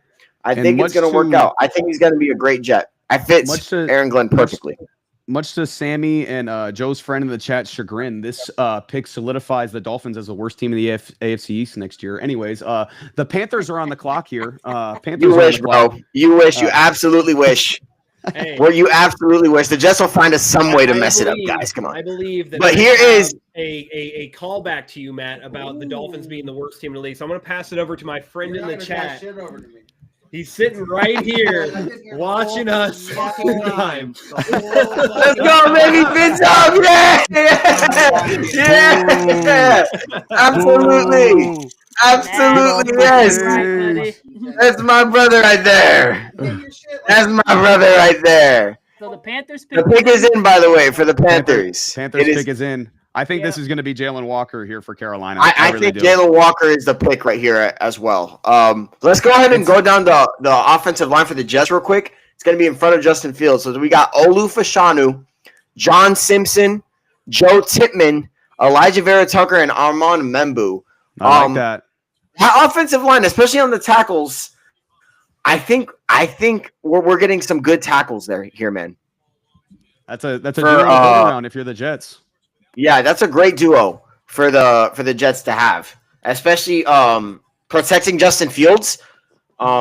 Maybe They're Justin gonna Fields works run. out for the Jets this year, man. Maybe he They does. are He going does. to run. They're going to control that clock, and that's the perfect strategy with the defense they have. I still believe in that Jets defense. It's just the offense has been so incompetent the last few years that it hasn't given it a chance. So I think they're going to control the clock. They're going to let that run game work, and they're going to let that defense work. And man, I might be a little bit higher on the Jets this year than I thought I would be. Like I'm a little bit. I might be excited if I'm a Jets fan with that pick. So I'm excited if I'm the Jets too. I don't think you don't see an opportunity to maybe hit on a free agent like Justin Fields, and you have a backup plan. I mean, you have a backup plan with the draft the next couple of years.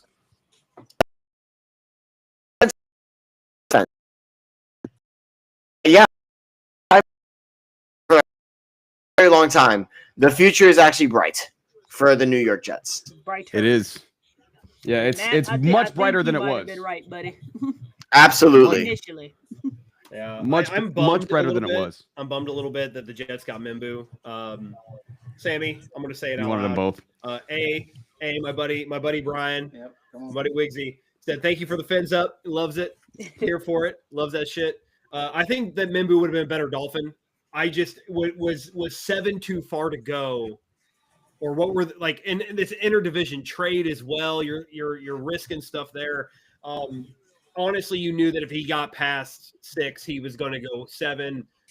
It's a great pick, but I'm interested in Matt's take on this because he had the Panthers in our mock draft, and I think this was his destination for Jalen Walker, if I'm not mistaken. 100%. I think that is a great pick for this.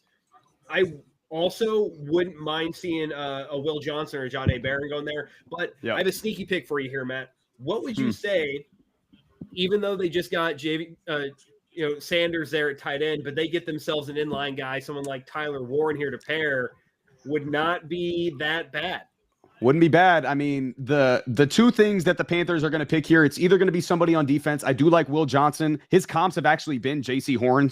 And J.C. Horn just got a big extension in Carolina. So that would be a really good corner duo for them. But, and obviously we talked about Jalen Walker a lot. Like this Panthers defense was literally the worst ever last year. I talked about it before. Allowed the most points ever last year in the history of the NFL last year. So they need defensive help. But if they're going to pick somebody, I wouldn't be surprised by a wide receiver. This is a sneaky Ted McMillan pick right here. I don't think Ted McMillan is going to get picked here, but it's a sneaky pick. And then, like you mentioned, Tyler Warren being an inline tight end, would be a huge best friend for Bryce Young in Carolina. So I think that would be a great selection if the Panthers decided to make it. And it's about to get made right here. Roger Goodell looks like he's about to walk to the stage, and he is doing that right now. So I'm feeling. I don't know why, guys. I'm feeling Ted McMillan here. I wouldn't be shocked. I didn't say I'm feeling- anything, but it is. Oh, well, damn, Chris. Chris, come on, man. Damn. I said I waited. Well, no, I didn't say it though. I said I'm feeling him. I'm not trying to spoil it. Ted McMillan. Damn it, Chris! Block Twitter. Block Instagram. That's what I was saying. I thought this could be a sneaky Ted McMillan destination. I think they should have went defense here. I think this should have been Jalen Walker or somebody on the defensive side of the ball. I don't like this pick. But, I mean, listen, you get Xavier Legette, who hopefully has a better year too. You have Adam Thielen in the inside, and then you got a big time X receiver, hopefully, in Ted McMillan for Bryce Young to come in and have success next year. I think that is a valid strategy from the Panthers. They're betting on their young quarterback. They're betting on their young quarterback. I would agree. Right, I would agree with you, Matt, but I just think that this defense was so poor last year. I think going corner would have been the way to go, or maybe Jalen Walker would have been the way to go here. I do not agree with this pick. I don't like Tetairoa McMillan enough for him to be a top 10 pick. I'll just go ahead and say it like that. I don't like him enough to be a top 10 pick. The fact that they decided to make this pick, I'm not going to lie, especially given the talent that Jalen Walker is, the talent that Will Johnson is, I don't understand this pick here. You had wide receivers like Matthew Golden available later on in the draft. I mean, Emeka Egbuka as well. Like Egbuka, my bad.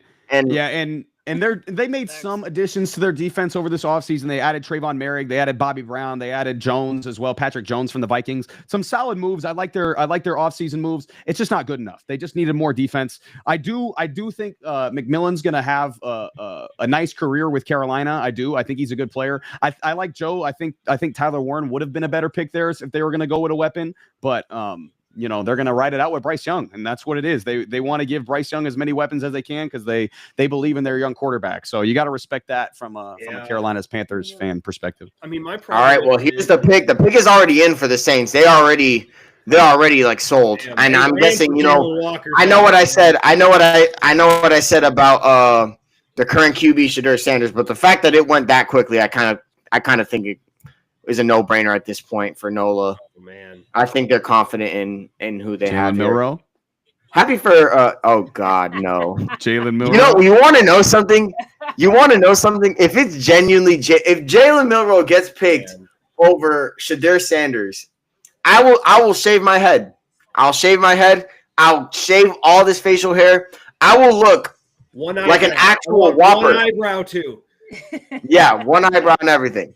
Jalen Milroe is not getting picked over Shedeur Sanders. It is not happening. Decisions, ladies and gentlemen.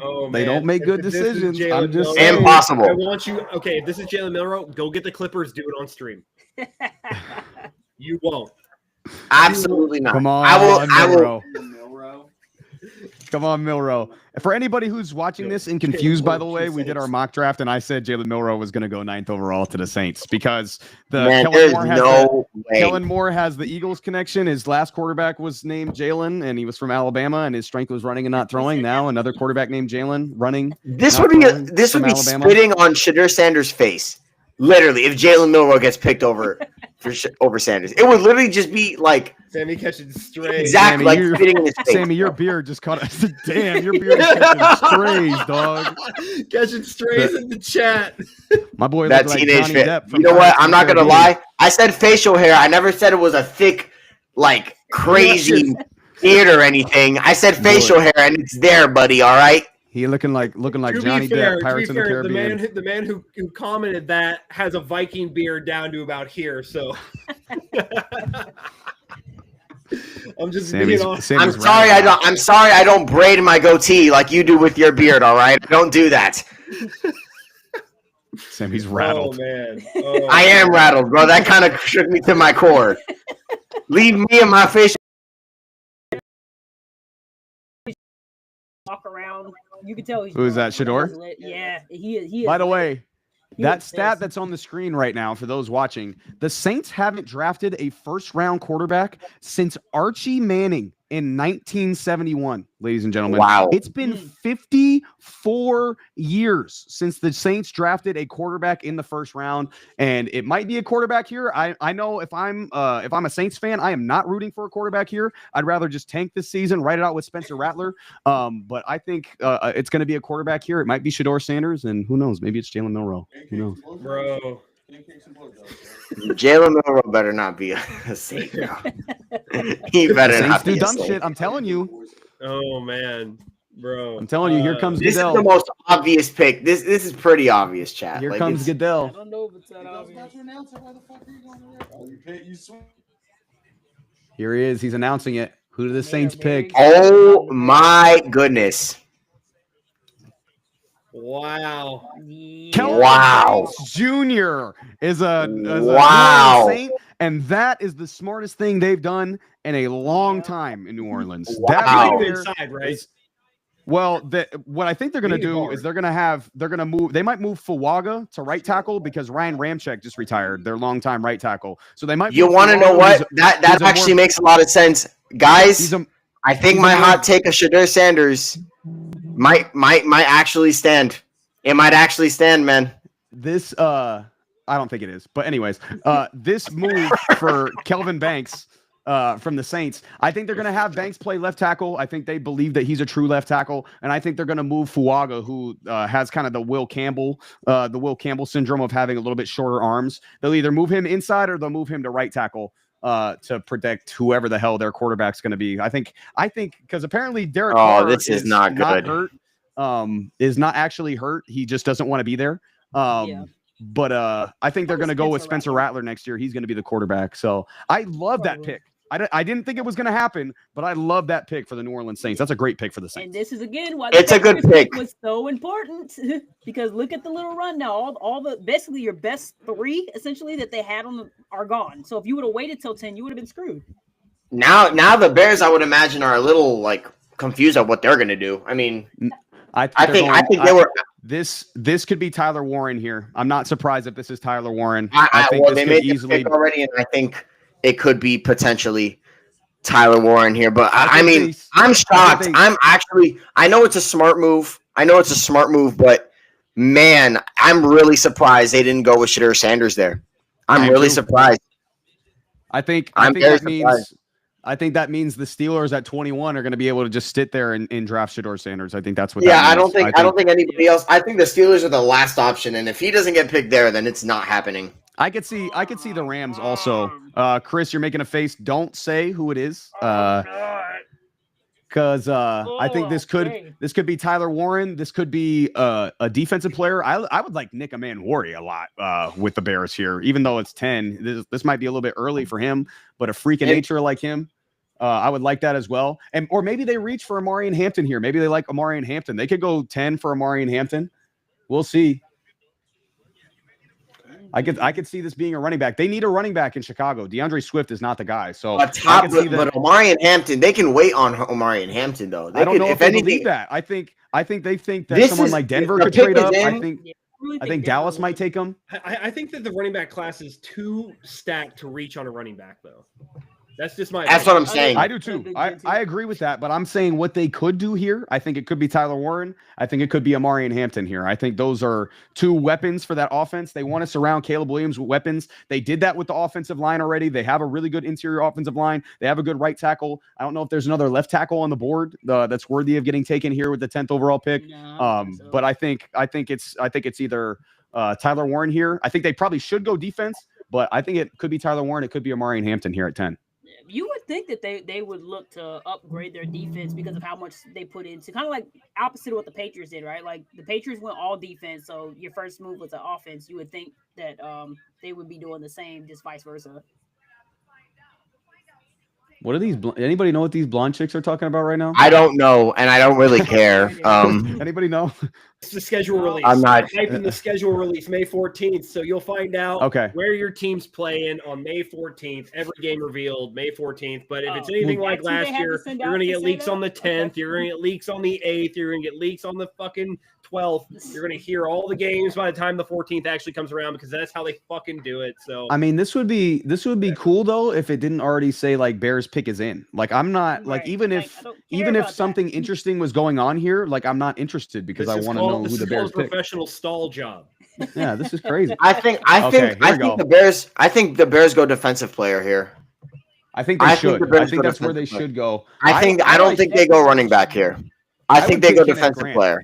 I would pick Kenneth Grant if I'm the Bears right here. I think that's a really good pick for them, but I just don't think that's going to happen. I think it's going to be Tyler Warren, maybe Amari and Hampton, or somebody else. I think you know what, man?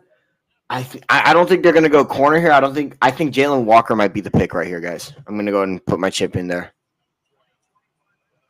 Jalen forgot- Walker is a stud, by the way. I forgot that Jalen Walker wasn't picked. That's actually who I would pick because I've been mocking Jalen Walker to the Panthers for forever. So if Jalen Walker is the pick here, I'm ecstatic. If I'm a Chicago Bears fan, I am definitely buying Goodell. Shador Sanders to Steelers. Absolutely. Goodell's announcing the pick.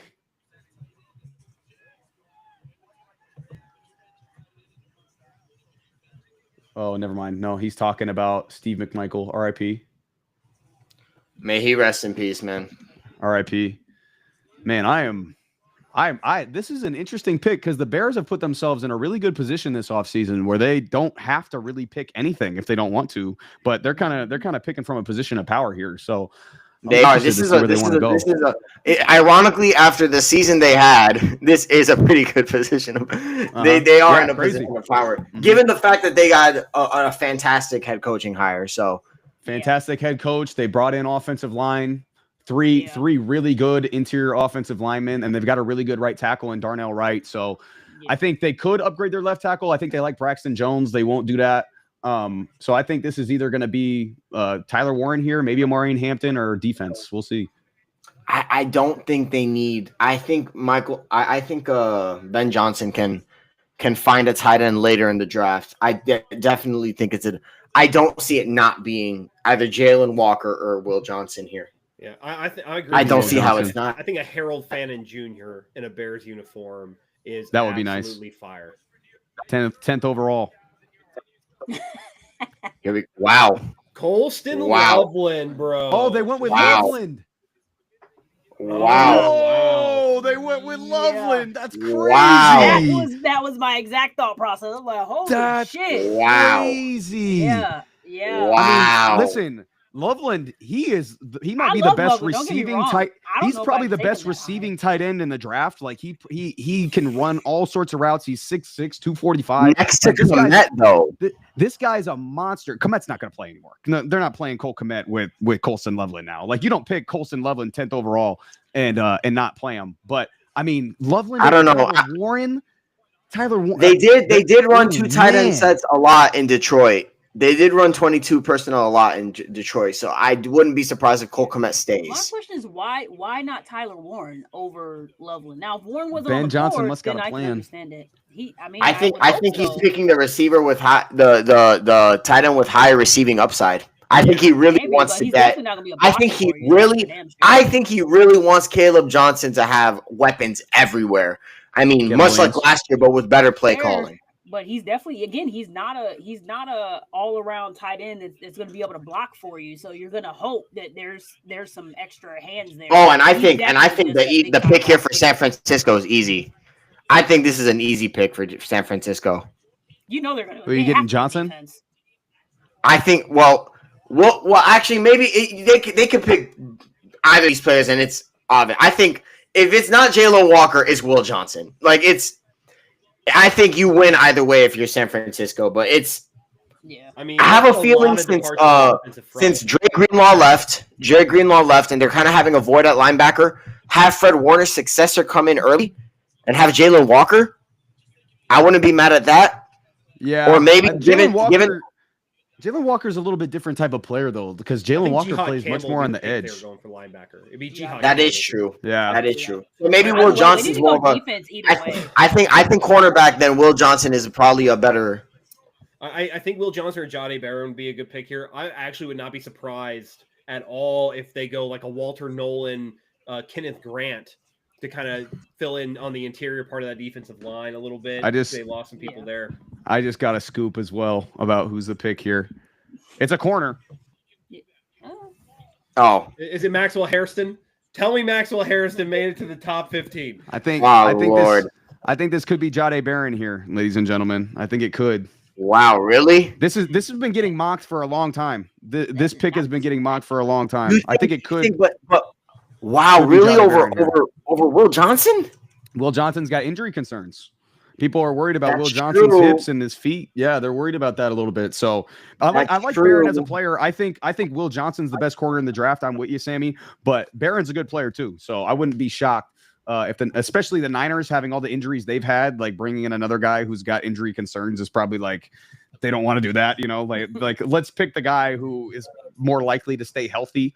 And I think this could be Jahdae Barrett here, but we'll see. It's not guaranteed. We'll see what Roger Goodell comes and says. So, but I definitely think it could be Jahdae Barrett. Yeah. Imagine if they went. Hey, shout out Tyler to my Warren Florida and George Panthers Kittle, though. real quick. Shout out to my Florida Panthers up 1-0 with less than 2 minutes. I know they're fighting for their lives for that last stand. They probably got like 5 men on the ice. So shout out to the Florida Panthers. Hopefully you guys take game 2. Sorry, that's the only thing I'll talk about. Anything outside of football. Florida, stand up. 9-5-4-3-5. I'm still shook by Colston Loveland. Yeah, That's wild. I was gonna say. Dead shooketh. Like that. But honestly, the way as far as I'm concerned, I'm pretty sure he's gone. Still a So agent, I think, if you really want, he could be essentially another wide receiver there with Cole Kmet.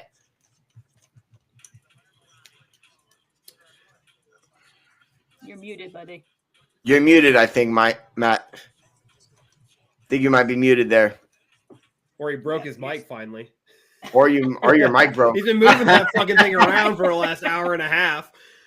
No, not yet, Matt. Let's go! I won! I won, ladies and gentlemen. Bro. Nope. Nope. I love the fact that he's been moving that thing around like it was never going to break, like it was never going to be a problem, and all of a sudden the thing's not working anymore. I love No way, Matt. No way you fumbled, Matt. I see this as an absolute win, ladies and gentlemen. I'm just glad he could still hear us. Well, I'm actually kind of concerned, though. Like, is your mic okay, Matt? Nope. Doesn't look like it.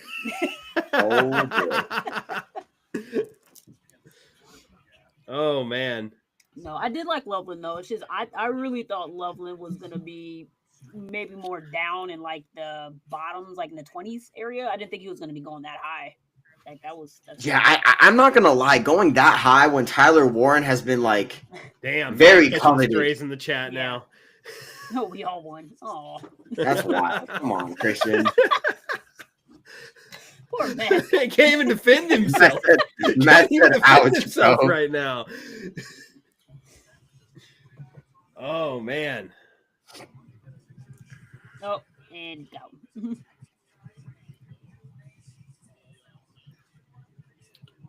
Wow.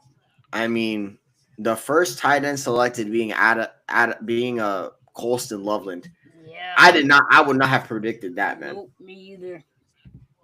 A lot of people thought Tyler Warren was going to go like top 8 at some point. Yeah, that's crazy. Maybe? No? Well, I mean, it's possible. Like, there's a lot of things that have kind of surprised me as this has kind of gone along. I didn't expect some of these picks. I think that I didn't expect Tet to go to Carolina. No. Kelvin Banks Jr. to the Saints was a big surprise for me. The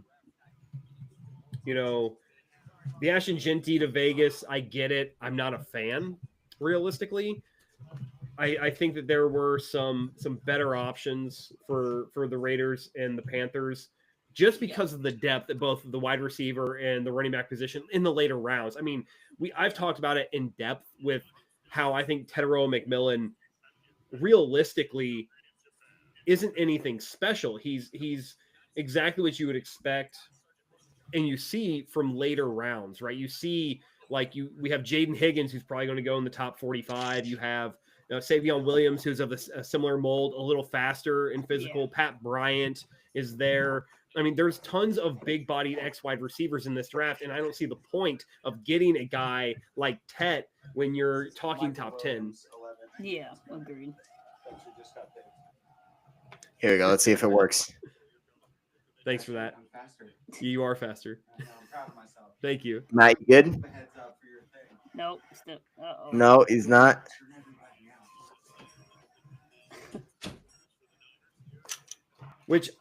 So the Niners are on the clock and they're about to make their selection. I already know what it is. It's already been announced.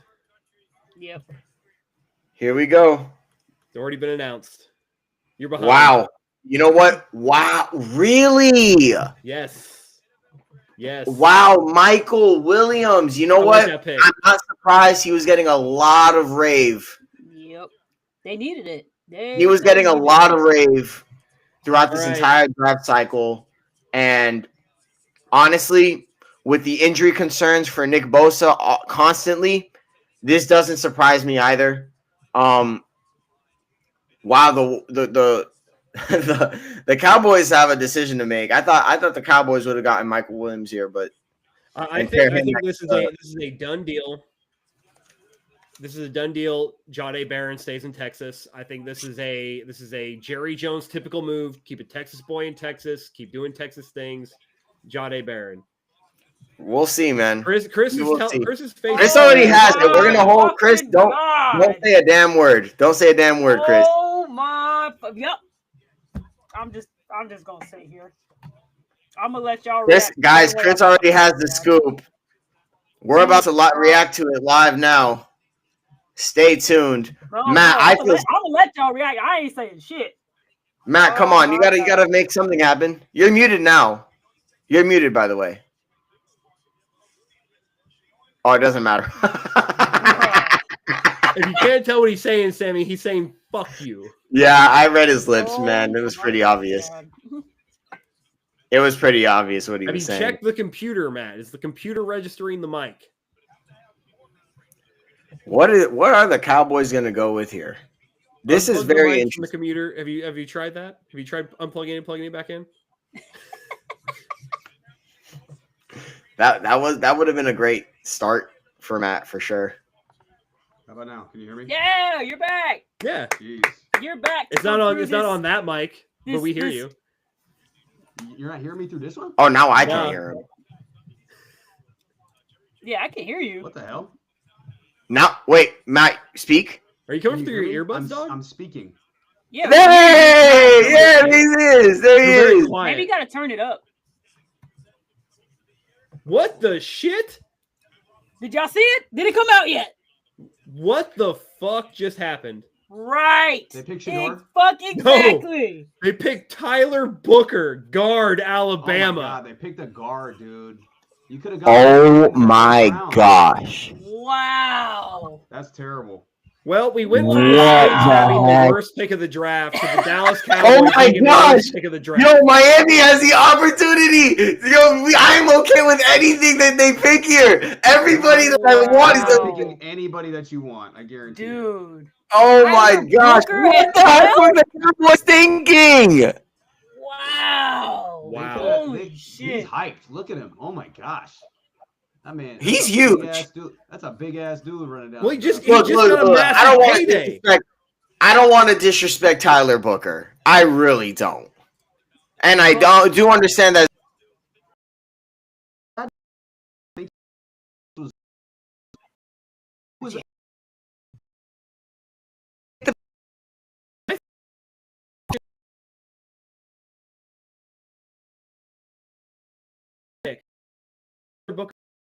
Because he just got millions of dollars in his bank account instead of hundreds of thousands. That's why this guy's ecstatic. He's a cowboy. I mean, if you're great for the Cowboys, you're great forever. You know, like people remember great Cowboys. Well, if you're mediocre for the Cowboys, you get paid like you're great forever. Yo, look, man. I think they straight up. Here's the thought process I think is going on with the Cowboys. I think they straight up just wanted an immediate replacement for Zach Martin after he retired. I think that they're betting on the wide receivers and corners later on in the draft in the second round for sure. Maybe they trade up later. They trade up from the second round to the first. But, guys, I think this is a clear indication that they believe that the wide receiver class is deeper than it seems, and they're going to go wide receiver somewhere else. Man. Yeah. Or corner somewhere else. I mean. Wow. Sammy, it's your time to shine, man. The Miami Dolphins are on the clock. Yeah, they are on the clock, and I'm very excited. I'm okay with any pick, ladies and gentlemen. I'm okay with any pick. It would literally have to be one of the worst picks in the entire. Like they would literally have to botch this so What's your hard. top three? What's your top three? Is this a Tyler Warren? Oh my gosh, man! There's so many. Will Johnson is somebody I'd be okay with. Malachi Starks is another I'd be okay with. Make a lot of sense. I mean, look, we've been needing more linebackers. Jalen Walker's still on the board. He'd be a game changer. Jalen Walker, I mean, I literally don't see how we lose at all. I mean, I don't think receiver is needed. There's too much defensive talent for us to pick receiver. So, Fair. Chris Greer, no freaking way. Like, there's no necessary need for receiver here. If they pick a receiver, I hope it's Matthew Golden.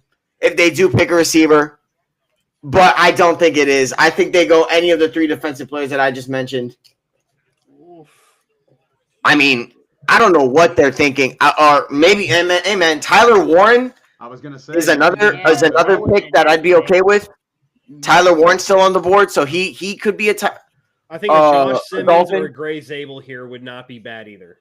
And exactly, a Greg Zabel. Yeah. I'm telling you, man, there is literally they would literally have to like royally mess up. Yeah, my only thing with Josh Simmons though is because of his injury. I don't know if he'd go this high because you don't know when he's gonna come back. I'd be okay with Josh Simmons too, but given his history, I don't think they go with him.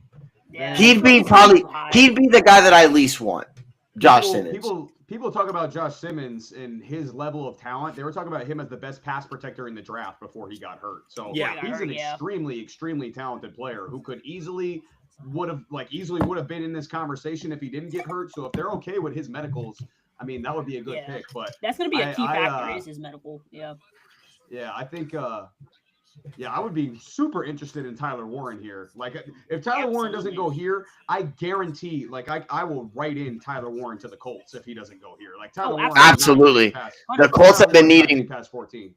The Colts are good at, like, they're foaming at the mouth for a guy like Tyler Warren. But, I mean, I don't see the Dolphins picking Tyler Warren either. Like, I'd be happy with it. The pick is officially in, so. The pick is in, Sammy. Chris Greer, you've had a hot hand in first-round picks in the past, so.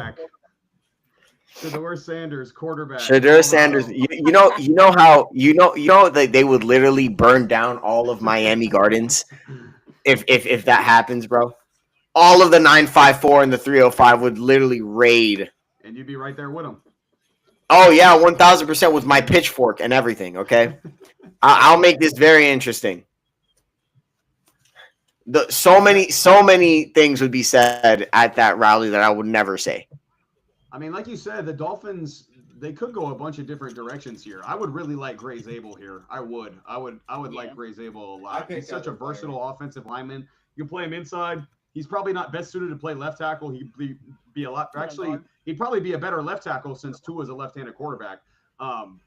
You could throw him at right tackle too if you wanted to, but I think that's a really good landing spot for Gray Zabel as well. So yeah, I'm interested to see what the Dolphins do here. This is a very interesting pick. I know it's shocking. Picks are kind of in the bag. I think it's going to be Tyler Warren 14 and then a pass rusher 15. So I'm interested in this Dolphins pick. Yeah, I seriously don't know how the Dolphins could possibly mess this up. But, they'll mess it up on the field, but on draft day, they're usually pretty good. Words immediately spoken before disaster right there, Sam. No, guys, come on. Guys, come on, man. Come on. How could they screw this up? They also select Tyler Booker. They're like, we want him too. That's not how this works. You just have Tyler Booker. There's just 2 Tyler Bookers, bro. Like, his long lost twin. They cut to him. He's in the back celebrating. And he's like, what? I got picked again. No, I got the perfect pick for Sammy. He'll love this pick. Nick Nash. 13. Oh my God. You knew it was coming. You had to know that was coming. First Nick Nash mentioned. It only took us an hour and 49 minutes, baby. There you go. Thank God. Oh my goodness. I was hoping it wasn't going to be like that. Dude, this is flying by. We've already went for an hour and 49 minutes. This thing, I feel like we've only been here for 20. This thing's going quick. Having a good fucking time. It's true. I'm going to have to leave here in about 10 minutes, though, to go yell at kids. Yeah, you got training stuff to do. Apparently it's okay, man. We'll hold it happy. down. Damn, chat. It's going to be super happy that I'm out. Good Lord. My bad. You suck, Matt. Why can't you just screw the kids? Just Stay here, bro. Don't say things like that on a live stream. Yeah. Use different verbiage, Sammy. Yeah. Come on, man. Jeez Louise. What are you talking about, man? Look, the kid. Look, joking, chat, joking. What's our tagline, Joe? Our tagline? What's our tagline? Football is life. The rest is just detail. Hey, man, you said it, not me. Here's Goodell. Yeah, they Here's took Kenneth Goodell. Grant. Sammy. Come on, Goodell. Sammy. Give me something I have it like, for my Goodell. resident Dolphins fan. Kenneth Grant. Kenneth Grant is a Dolphin. All right. Good fucking I pick. like it. All right. Great No, fucking it's pick. not. No, It's not great He's not happy. news. Oh no. Why not? He's not happy. Why is he back unhappy? there. Like who? Josh Simmons? Yeah, that's actually who Or we wanted. Gable? This motherfucker. If Tua would just go run the fucking baselines a couple of times and practice his slide into home plate, he'd know how to fucking slide on the field, and maybe he wouldn't fucking slide head first into everybody. Valid point. All right then. Valid points being made back there. Said I said what I But I said. mean, Kenneth My Grant, though, fucking 10-year-old can do it. even though he's not happy about Kenneth Grant's a freak of nature, dude. Like 300, He is. 360 pounds Doesn't running a have sub Tua's 5 arm. in high school. Like he's an absolute monster. Like Kenneth Grant, especially since you guys let go of Christian Wilkins a couple years ago, he can kind of replace that role in the interior of that defense. I think that's going to be a great fit for Miami. Even though my man back there is mad, I think it's going to be a good fit. By the way, the Colts already have their pick in. This is Tyler Warren. Absolutely has to be. And it's definitely Tyler Warren. It's not even a question. Listen to these stats from the Colts tight ends last year. Their number one tight end for the entire season was Kylan Granson. He had 14 catches for 182 yards. Brock Bowers in his best game last year had 10 for $140. So Bowers in one game was basically Colts. Has to be. No, Yeah. Kind of probably going. Loveland. I had one, but Perfect. They basically outside of Abdul Carter, pass rushers there. So whichever one they like the most, the Falcons need to pick them at 15 because I'll get into my stats about how bad they are as far as pass rushers that I already. Man. I'm going to make my prediction for the Falcons pick before the Colts picks announces. We're pretty sure we know what it is. I think the Atlanta Falcons are going to pick Donovan Ezra-Raku. I think that's the place. I think that's where he goes. Your boy Ezra-Raku. I mean, that wouldn't be surprising. Tyler Warren. Let me say, man. I know people are going to be upset about the pick. But about Kenneth Grant. Oh no. About not getting a guard or tackle. But the truth is, like, either pick we get here, I think Kenneth Grant is going to be a beast. I think he's going to be great. I will say if the rest of this draft isn't full of guards and tackles, I mean, what are we doing? Especially in the second round. I don't see how it's going to be D-line a lot of the rest of this draft. I mean, just these next three picks coming up, Atlanta, Arizona, and Cincinnati. Like, Cincinnati could easily go D-line at 17. Arizona probably won't because they added Calais Campbell and Josh Sweat. But, I mean, if this Yep, there's the Tyler Warren pick, by the way, guys. It's been official. We knew that one was coming. By the way, as far as Tyler Warren goes, I hope Anthony Richardson can get you the ball, my friend. I really hope he can get you the ball, or Daniel Jones. I hope one of those guys can get you. They had a graphic. Talented. They had a graphic of all the QBs, the starting QBs for the next 10 picks from 11 to 20, and for the Colts slide, they literally had Richardson / Daniel Jones. So that's how unsure right now people are on Anthony Richardson. That's also if you're a Colts fan, you got to see that slide and be like, God damn it! There was a lot of anger.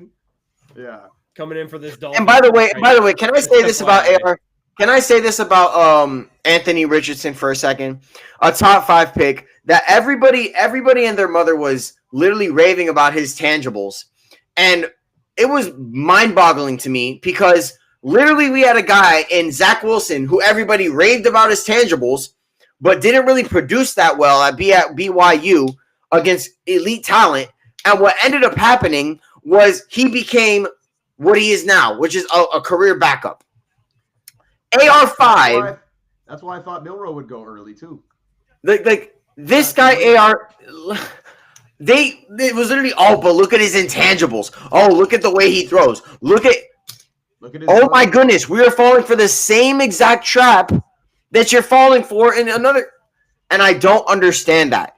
I don't understand that. And look, man, I know it's a little bit, I'm not being too hypocritical because Cam Ward's a little different than AR, and I think he's definitely better than Anthony Richardson anyway. But, oh my goodness, we cannot be looking at physical traits solely as a reason to draft guys top 5. We cannot be doing that in 2025 after we have had, oh my goodness, example after example after example. And the fact that AR5, we are still having this discussion about Anthony Richardson year 3, like, geez, man. And I do want to say on behalf of Anthony Richardson, I don't think we should give up 100% on him yet because he's still the youngest player. I think he's still the youngest quarterback in the NFL, even though he's been in the NFL for 2 years now. Like that's how young he was and how inexperienced he was coming out of Florida. So give him a little bit more time, but not much more. Like you're running out of leash here, and unfortunately, the NFL is like that. You don't produce in your first 3 seasons, you're going to end up like Zach Wilson on a different team and being behind Jarrett Stidham and Bo Nix. So.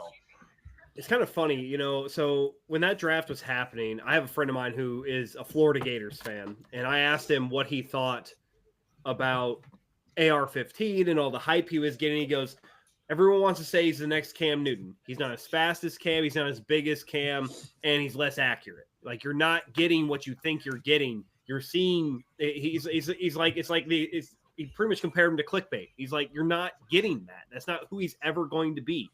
You see the flashes, but he's never going to be able to put it together consistently. And so far throughout his career, even though he is young, I have to agree with what he said. You're never getting that with AR-15. I think that, people who looked at Joe Milton last year and and that's the reason Joe Milton fell was because they kind of like fool me once, shame on you, fool me twice, shame on me sort of thing, where they saw Zach Wilson, they did it with AR-15. They go, I'm not falling for it again with Joe Milton. And then you see the guy develop for 15, 16 games, and he comes out against, granted, backups, but he looked better against backups than Anthony Richardson has ever looked in a preseason game, which is against backups.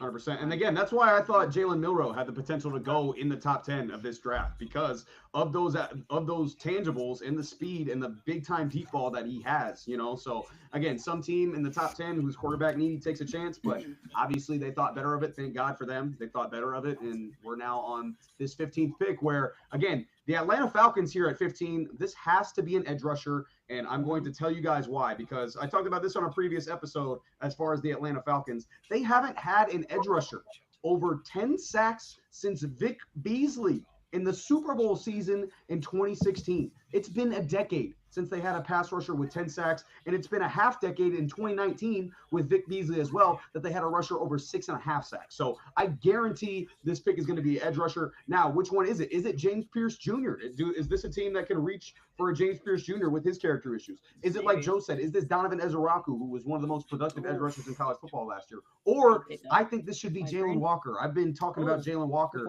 for about half of this draft now as far as guys who should get picked here. I think Jalen Walker should 100% be the pick here for the Atlanta Falcons. Yeah. We might see like a good defensive run here. I feel like starting with them.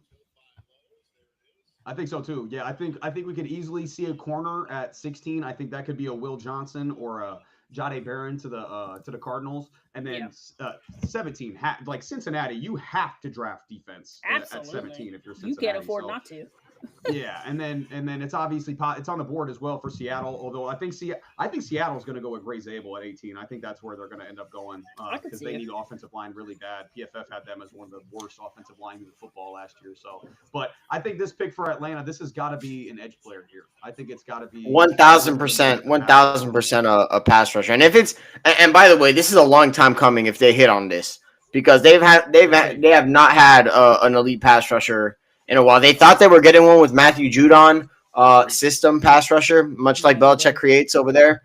And right now it's about like getting the pass rusher. And then, by the way, this is very important because Atlanta really hasn't had a solid defense in a very long time. Like Vic Beasley was probably their last premier pass rusher, and he had 10 sacks 10 years ago. So it's a long time coming for sure. Christian in the chat just said, "How in the world is Walker still available?" I don't Great know. fucking question, Walker was the second best player to me in this draft as far as Great defense goes. question. He's an absolute monster. I think Abdul Carter had to be one, but Walker's got similar traits to Abdul Carter, by the way. Like that's how good Jalen Walker is. Like he's a little bit shorter, but he's got the same type of traits. You could throw him at outside linebacker. You could throw him at defensive end. He's an extremely good leader. Anybody who has ever been at the University of Georgia since he's been there will tell you he's the heart and soul of the University of Georgia Bulldogs the last few years. So, I mean, I think Jalen Walker's got to be the pick here for the Atlanta Falcons if they've got their head on straight. Absolutely perfect fit. Who knows if they've got their head on straight? They did pick Michael Penix Jr. when they signed Kirk Cousins to a $200 million. It doesn't look like contract, that bad of a pick anymore, though. I wasn't a fan of it when it happened. That's what I've been saying. I never thought it was a bad pick, and now I think Penix is gonna ball out next year. By the way, I was not a fan of it. I was actually in Detroit during that time. I definitely was not a fan of the pick, but in fairness to my reaction, Kirk Cousins, yes, he was coming off a torn Achilles, but it just didn't make sense to sign him to that huge contract and then Michael Penix to sit for that long. So what we thought was going to be that long, but hey, man, it ended up working out. And for that, well, at least we think it's going to end up working out. I mean, for Atlanta. So I'm right there with you. I think that, if you were going to plan on drafting a quarterback, you don't pay another quarterback the amount of money you paid Kirk Cousins to be essentially a backup now. I think that, you could have went out and got any other backup quarterback or spot starter kind of guy to spot start you 6 games, and you would have probably got the same result, and you wouldn't have had to spend so much money. Wow. Here comes Goodell. They took 0 time. They knew who the hell they wanted. They took 0 time. Jalen Walker. Wow. Beautiful pick. Georgia, you had to think that Jalen Walker was going to get off eventually. Georgia boy stays in Georgia. What a pick. What a great pick. Great pick. Absolute best case scenario for the Atlanta Falcons right there. Yeah, that's fell in their best lap, case scenario. And he's still there at 15, and you get maybe the second best defensive player in the draft behind Abdul Carter. And I think he's got the potential to be the best defensive player in this draft. That's how talented, that's how great of a leader that this kid is as well. I think that's going to be I think Arizona pretty confidently goes corner here, right? It's either Will Johnson or Jahdae Barron to me. Yeah, I think they definitely go corner here. I don't see anybody else. I don't see anything else. I think Cincinnati goes pass rusher. And Seattle goes guard. So I think this is pretty textbook for these next 3 picks. All 3 of them have the needs, and they're available. They're all available, by the way. So, yep. This right here, by the way, is going to be my last pick, and then I have to leave. So, sorry. I know everybody in the chat's going to be really disappointed about that. You guys, again, it's all good. It's all good, Matt. Save me your tears. I know you guys are disappointed that I'm going to have to leave, but I'm sorry. I'm going to have to go. Sammy's really disappointed too. I mean, you made a business decision to leave. I understand. Business decision? What do you mean? What do you mean? What do I mean? I gotta yell at kids.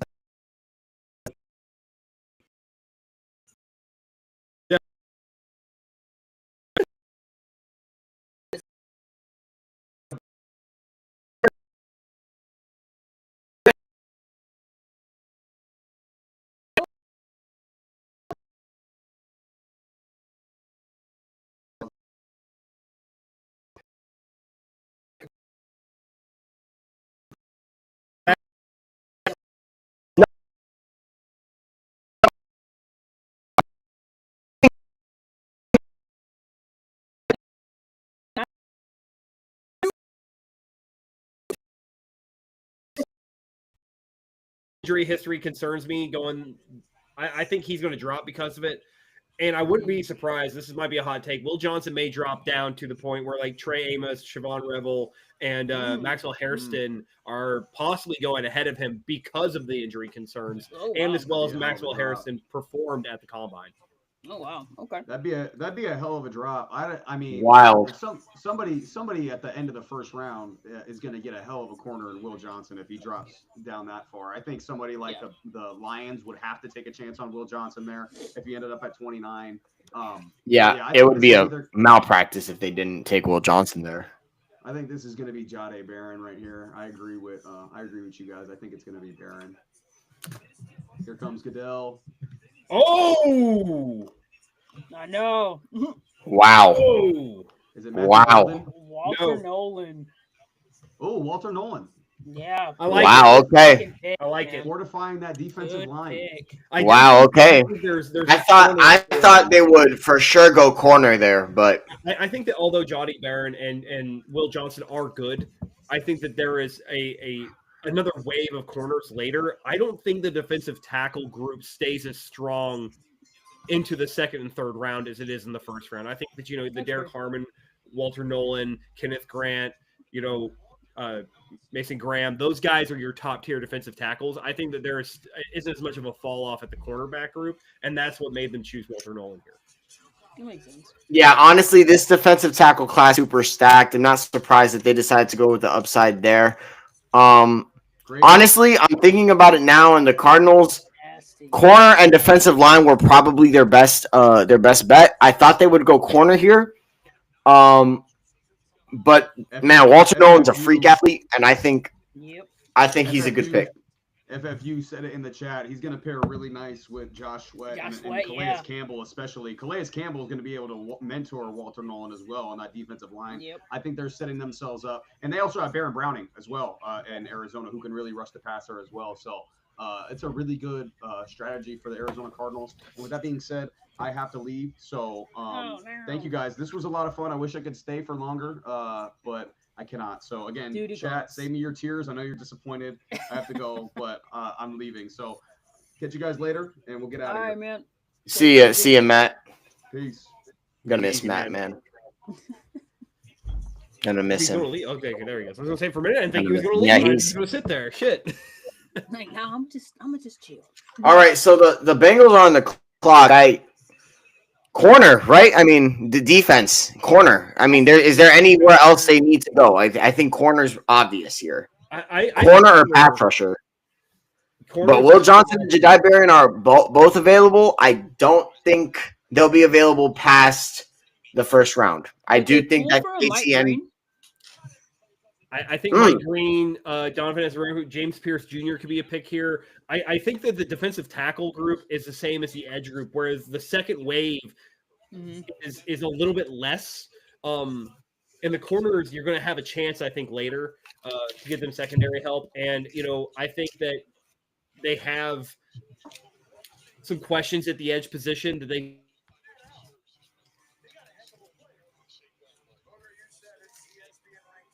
need to address. The top position has to be, in my mind, I still think Donovan Ezra is the best edge still on the board.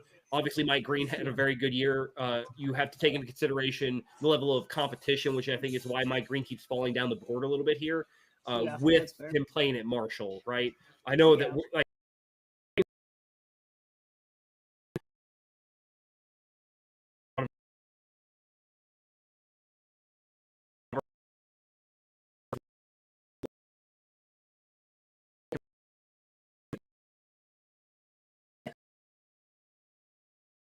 if I could talk about that for a second.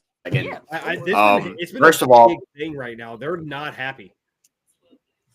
Yeah, I'm not gonna lie. I don't understand why. Look, Craig Zabel and Josh Simmons both have like high upside for sure. He needs offensive line that's remaining in this draft. Not everybody needs those two. Josh Simmons could very well end up not being that. Could very well end up falling to the second round, given his injury history. So, I think the Dolphins fans got to settle down. I think we needed a physical presence after Christian Wilkins left. I think Zach Sealer could not hold it down himself. Calais Campbell left. that leaves a hole at defensive tackle. He's going to be there to fill it. I'm still concerned about the offensive line, but that's what the second and third rounds are for. If they don't hit on the second round pick or the third round pick, that's where I get concerned. That's where I really get concerned. But for now, I like this pick. I don't think Craig Zabel. I like Craig Zabel. I don't think I like him as better as a prospect than Kenneth Grant. And the same thing can be said about Josh Simmons. I like him, just don't like him better than Kenneth Grant. So, love the pick. I like the pick, and I think people complaining about it need to calm down a bit. Yeah, it's. I understand the reasoning behind the pick, and you do make a really good argument for why the pick is good. You have guys like Ursary, you have Mimbu, you have these other tackles. Tate Ratledge is there. There's a lot of other offensive linemen. Now, I understand this offensive line class was not touted to be that great. This was not a good offensive tackle class in general.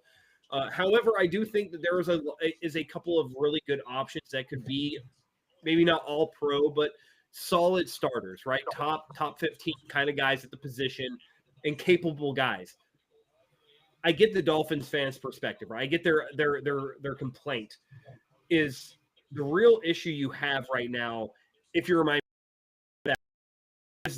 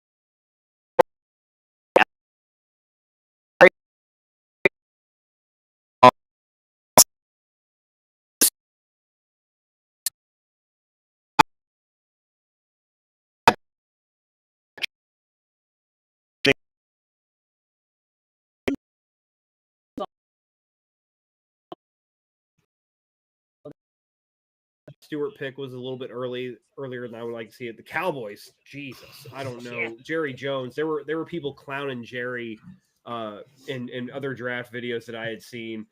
And why I'm saying here right now, the Seattle Seahawks have just announced the pick is Gray Zabel. Great fucking pick. That was you called it, Joe. You called it. I love this pick. I think Gray Zabel, they needed tackle, they needed guard, they needed center. Guess what? Gray Zabel's played all 5 offensive line positions in his college career. He's played them at a high level. You cannot argue with any of the production that Gray Zabel has put out there in his college career. I think this is a great pick for the Seattle Seahawks. I like the pick for Seattle Seahawks. I think that I expected them to go edge here. I like the Gray Zabel pick, especially with some of the other offensive line options that are going on. But the real story here is the fact that Will Johnson and Jahdae Barron, who were top 10 talents on most Still people's on the draft board. boards, have continued to They slide have down fallen. the board. They have Here we are at fallen. pick 19. I don't think either of them go here pick 19. I think that the Tampa Bay could take one of them. I think they go edge. I think they go edge here with. I think Mike Green might be the pick here, guys. I'm picking it. I think Mike Green might be the pick here. I think Gray Zabel's going to be a guard here. I think the Seattle Seahawks are going to keep betting on Charles Cross and Abraham Lucas and that tackle duo. And I think they're going to go guard or center here for Gray Zabel for sure. I think they're going to put him at guard because I don't think they want, unless they're going to, they have a lot of trust in him already, like Kansas City had with Creed Humphrey.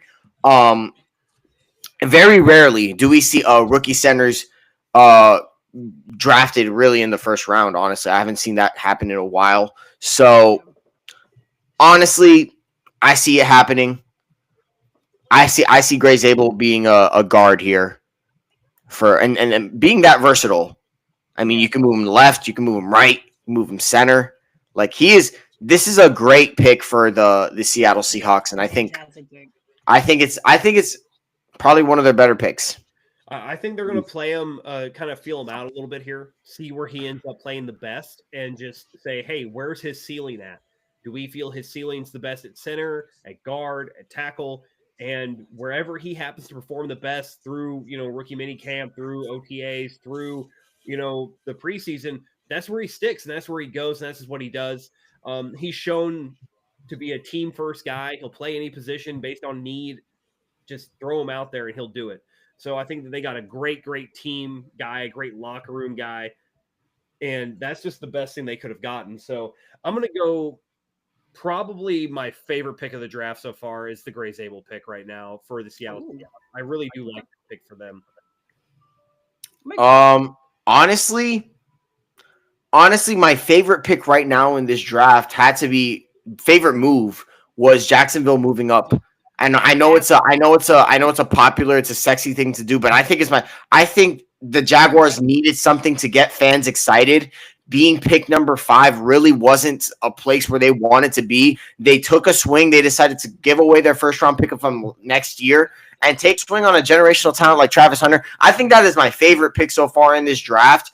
And I think Jacksonville has just went from, not too much morale within the fan base to being very excited to see what goes on next for absolutely. For the Duval County. What about you, Chris? Who's your favorite pick so far? Honestly, I was really big on the pick that you just selected. For me, I really look at the head coach, right? Like your first time head coach. And I feel like if there was any way to really put, all the stuff that happened in the offseason, he got dogged because, how he was saying Duval and all that type of stuff, right? So people really got, I think myself included, kind of got to feel like he was kind of a cheesy goofball type of guy. Not saying it's bad to be that way, but when you're looking at a first-time head coach and you want them to instill a certain level coming into your locker room, you want somebody that grown men can look at and be like, okay, yeah, I'll get behind you, right? So the stuff that you heard going in the offseason, I didn't feel great about him. Honestly, I didn't think he was a great pick for them. And the whole way that it happened, how he ended up, like he was supposed to sign back with the Bucks, and then out of nowhere just like went silent on them, and the whole thing to me was just off. So I didn't get great vibes from him. So this to me tells me if there was any way to kind of shut that noise and to show like, hey, I'm here and I'm for real, this was that way to do it. And I think this is definitely how he did it. And damn, did he make a splash on the second pick of the draft. That even still now, we're almost over halfway through the draft and we're still talking about it. That's how big of an impact it made. And you're absolutely right. If there was ever anything for the Jaguar fans to be excited about, because they really haven't had anything to be excited about, to be honest, the last couple of years, this was it. And you tell your quarterback, hey, I got you everything you need at this point. You either show up, show out, or get out. That's it. Those are your options. Yeah, it's put up or shut up time for Trevor Lawrence. So 100%. No real question about it. And honestly, like if Trevor Lawrence doesn't work out, like we're talking about an all-time like bust, underwhelming player. Like I mean, that's especially coming out of college, what he was touted as one of the greatest prospects ever. And I know we kind of say that kind of lightly nowadays, but Trevor Lawrence was the truth. I mean, we're talking about comparisons to Andrew Luck, who as a prospect was thought of as going to be the next great QB ever, and he lived up to it. But we've yet to see Trevor Lawrence do the same. So they're taking a while with this Buccaneers pick. Oh my god. Okay. Matt from the chat ended up saying that Stewart and Zabel were pretty predictable. Stewart was less predictable, in my opinion. And wow, James Pierce Jr. to Tampa Bay. And so we can be clear here. What did Matt say in our mock draft? He said he ran like 10 and 15 mock drafts, and every mock draft he ran for this pick, when he was going to make it, he picked James Pierce Jr. And in our mock draft video, Chris snaked James Pierce Jr. to the Seattle Seahawks. So Matt 110% was ready to pick James Pierce Jr. to be a Buck, and he absolutely hit the nail on the head. James Pierce Jr. is a Tampa Bay Buccaneer. That was the pick that he was sure to have. And hey, Matt, you're not here, buddy. This is supposed to be your pick. You're supposed to break this down.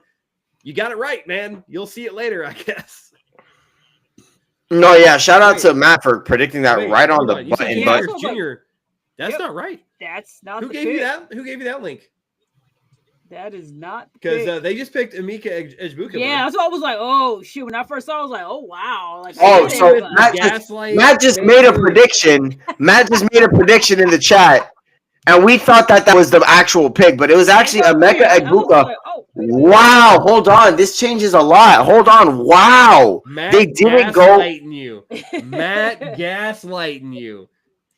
Hold on. This is actually a really, really important pick for how long has it been since the Buccaneers have picked a wide receiver? That's a great question. Man, it's wow. This is because they still have Chris Godwin. They still have Mike Evans. So they're really stacking up that wide receiver core. Or are they going on the mindset of maybe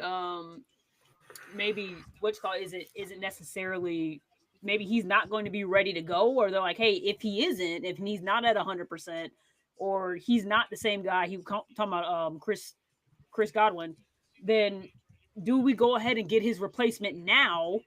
And that way, he has time to build up. That is a very good point. Chris Godwin did fight a lot of injuries this year, and both wide receiver fought a good amount of injuries. So that's a very fair point.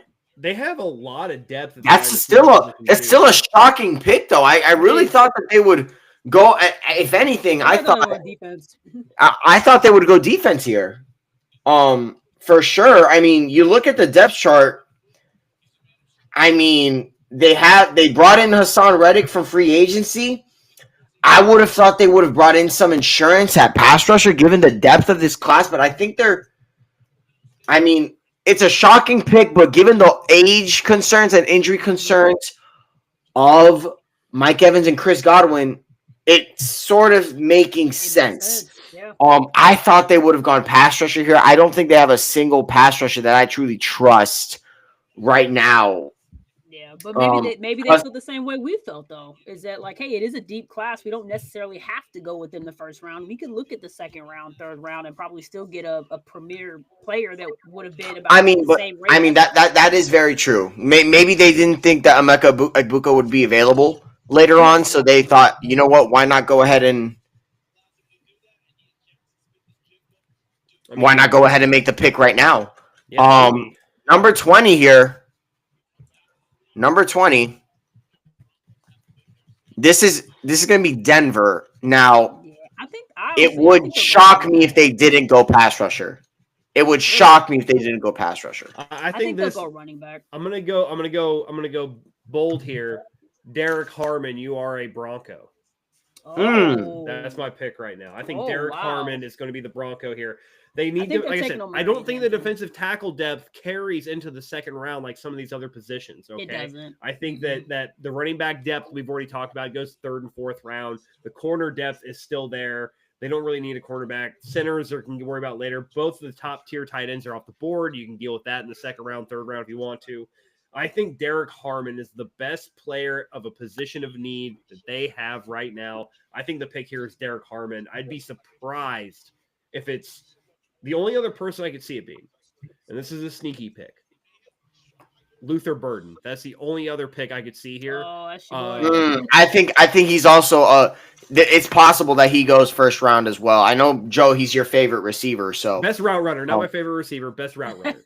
best route runner in the draft. So I mean, hey man, if you have him as the best route runner in the draft, that kind of look, route running matters a lot in the NFL. So that clearly means his stock, you have his stock being very, very I high. feel like they're gonna go running back. I really do. I feel like they're I gonna just go don't with see Amari it, Hampton. man. I just don't see the need this No, early. they have one. I don't They think this have early one. they go Hampton here. I really don't. When your quarterback is your third best receiver and the other two receivers barely even get maybe 200 or 300 yards, yeah, you need a running back. I mean, I Finally, agree like that they need a yesterday. running back. I'm just saying you can get a 1,400-yard guy at the end of the second round, To early be third fair, round. it You is don't it's a have deep to class go for here. sure. I don't think I don't think running back is that bit much of a concern for. Well, it is a concern for It sure. is. It It is a concern, but I mean, is it a bigger concern, especially in 2025? Is it a big concern? I mean, we haven't seen running backs be that like the last time a running back was as uber important was probably Saquon Barkley, and even he didn't even need to perform in the Super Bowl that well for the Eagles to really win. So, with that being said, like I still am of the mind that running back, while it's important to have one, I don't think you need to get one in the first round in 2020. I think there's plenty of running back depth right now. So we'll see who the Broncos pick. I think they go pass rusher. I'm not gonna lie. I'm feeling Mike Green here. I'm feeling Mike Green. That would be can see that. interesting. I think that'd be an interesting pick. I'm feeling Mike Green here, man. The Buccaneers now have Mike Evans, Chris Godwin, Emeka Egbuka, Jalen McMillan, and Cade Otton as Plus their Trey Palmer.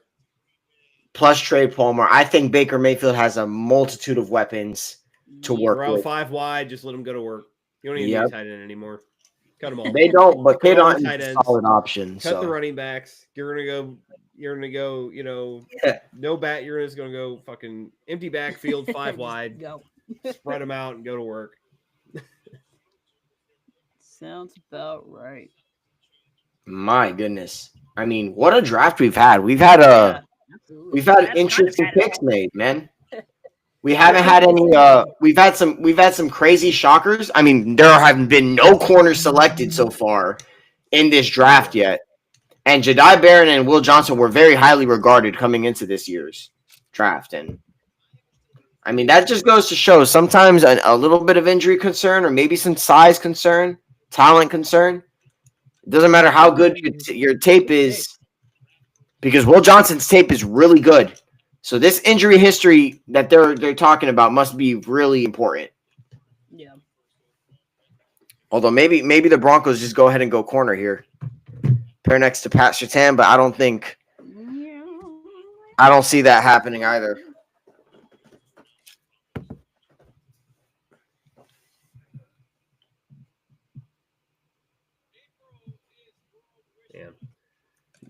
Yeah, I'm not surprised that the Broncos are taking this long to make their pick. I'm not surprised. I think it's a lot of talent that they have to choose from.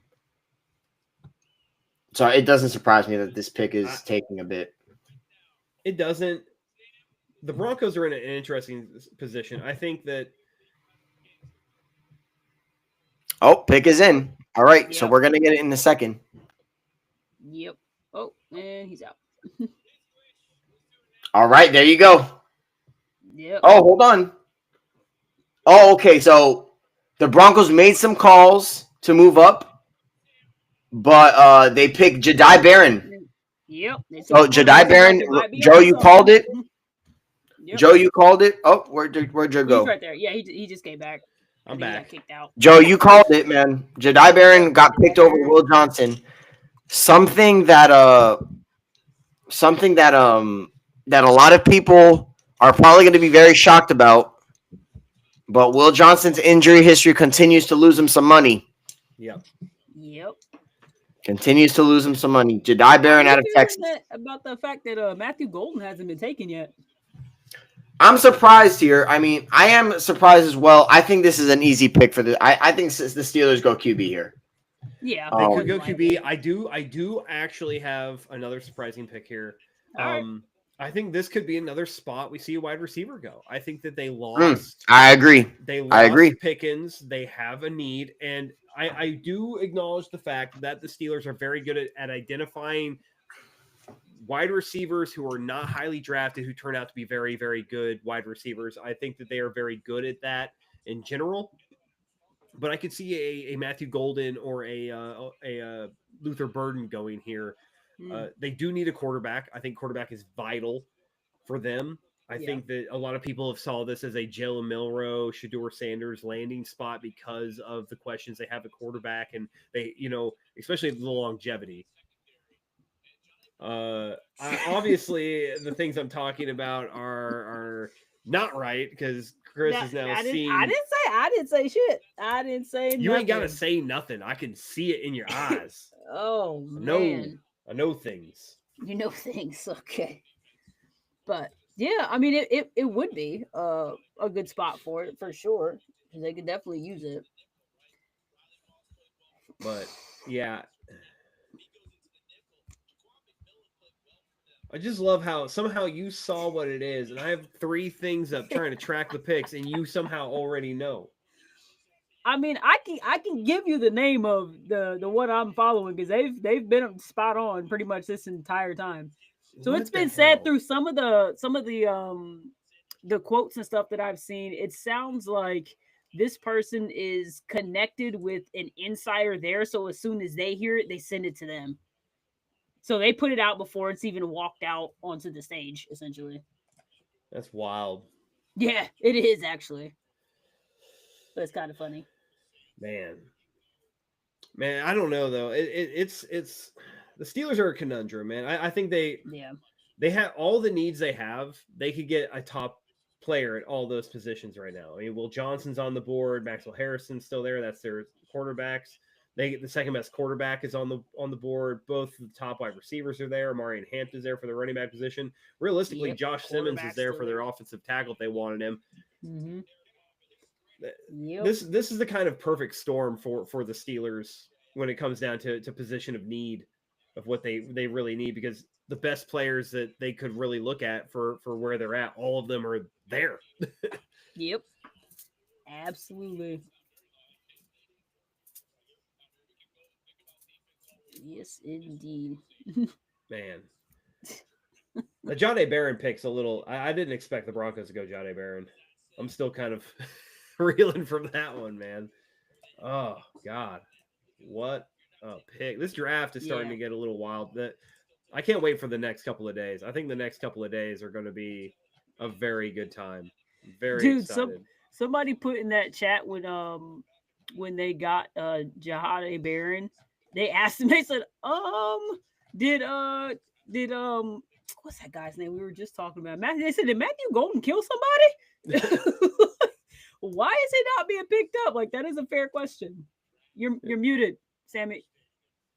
Derek you're muted. Harmon. Sammy, you're muted. I don't think he can hear. I think his microphone's jacked. Man, this is the second microphone problem we've had today. We can't hear you. Ladies and gentlemen, I'm going to start naming the teams that have a QB issue in this upcoming the next couple picks. The only team, in my opinion, that has a shot. This is the last hope for Shedeur Sanders. It's the Rams. That is it. Yeah. But Shedeur Sanders could very well. My hot take is still on the board. They could very well be a Shedeur Sanders non-first round draft. Maybe that's why he didn't come to the draft. Maybe he had a feeling he was not going first overall. Well, not first overall, but in the first round. You want to know something? The last time we've only seen one quarterback go in the first round. I'm going to I Google mean, it. I don't know. You're the I'm gonna stats look You it got to up. Google that, man. It's been a while, I think, right? Wow, It's probably Derek at least Harmon. 2 or 3. Yeah. Yep. I was like, well, I mean, I get it. They're a defensive team, so it makes sense, but still, like, Shador Sanders is literally right there. That's wild. Yeah. And considering the need at QB, Yeah, absolutely. So either there's something they don't believe in him as much to take him, or I don't know. I don't know because you know how far down they go. So it's not like he's gonna get through the full second round to where you're picking in the second round. So I don't see him being available to you at all. So So that's wild. the last so they time- thought they. So I think the value was why they decided to pick Derek Harmon. That's really it. The value for Derek Harmon was higher than Shedeur Sanders. So we have had. Do they think that Shedeur is going to be available past that? Maybe? I don't know. So I Well, got the if answer. we look at day 2, I got the answer, by the way. 1996. Damn. wow. And no quarterbacks were drafted in the first round of 1996 draft, Wow. which is Wow. only the fifth And it's time very- it has happened since 1970. Wow. There has been at least 2 or more quarterbacks drafted since 1996, Wow. every draft in the first round.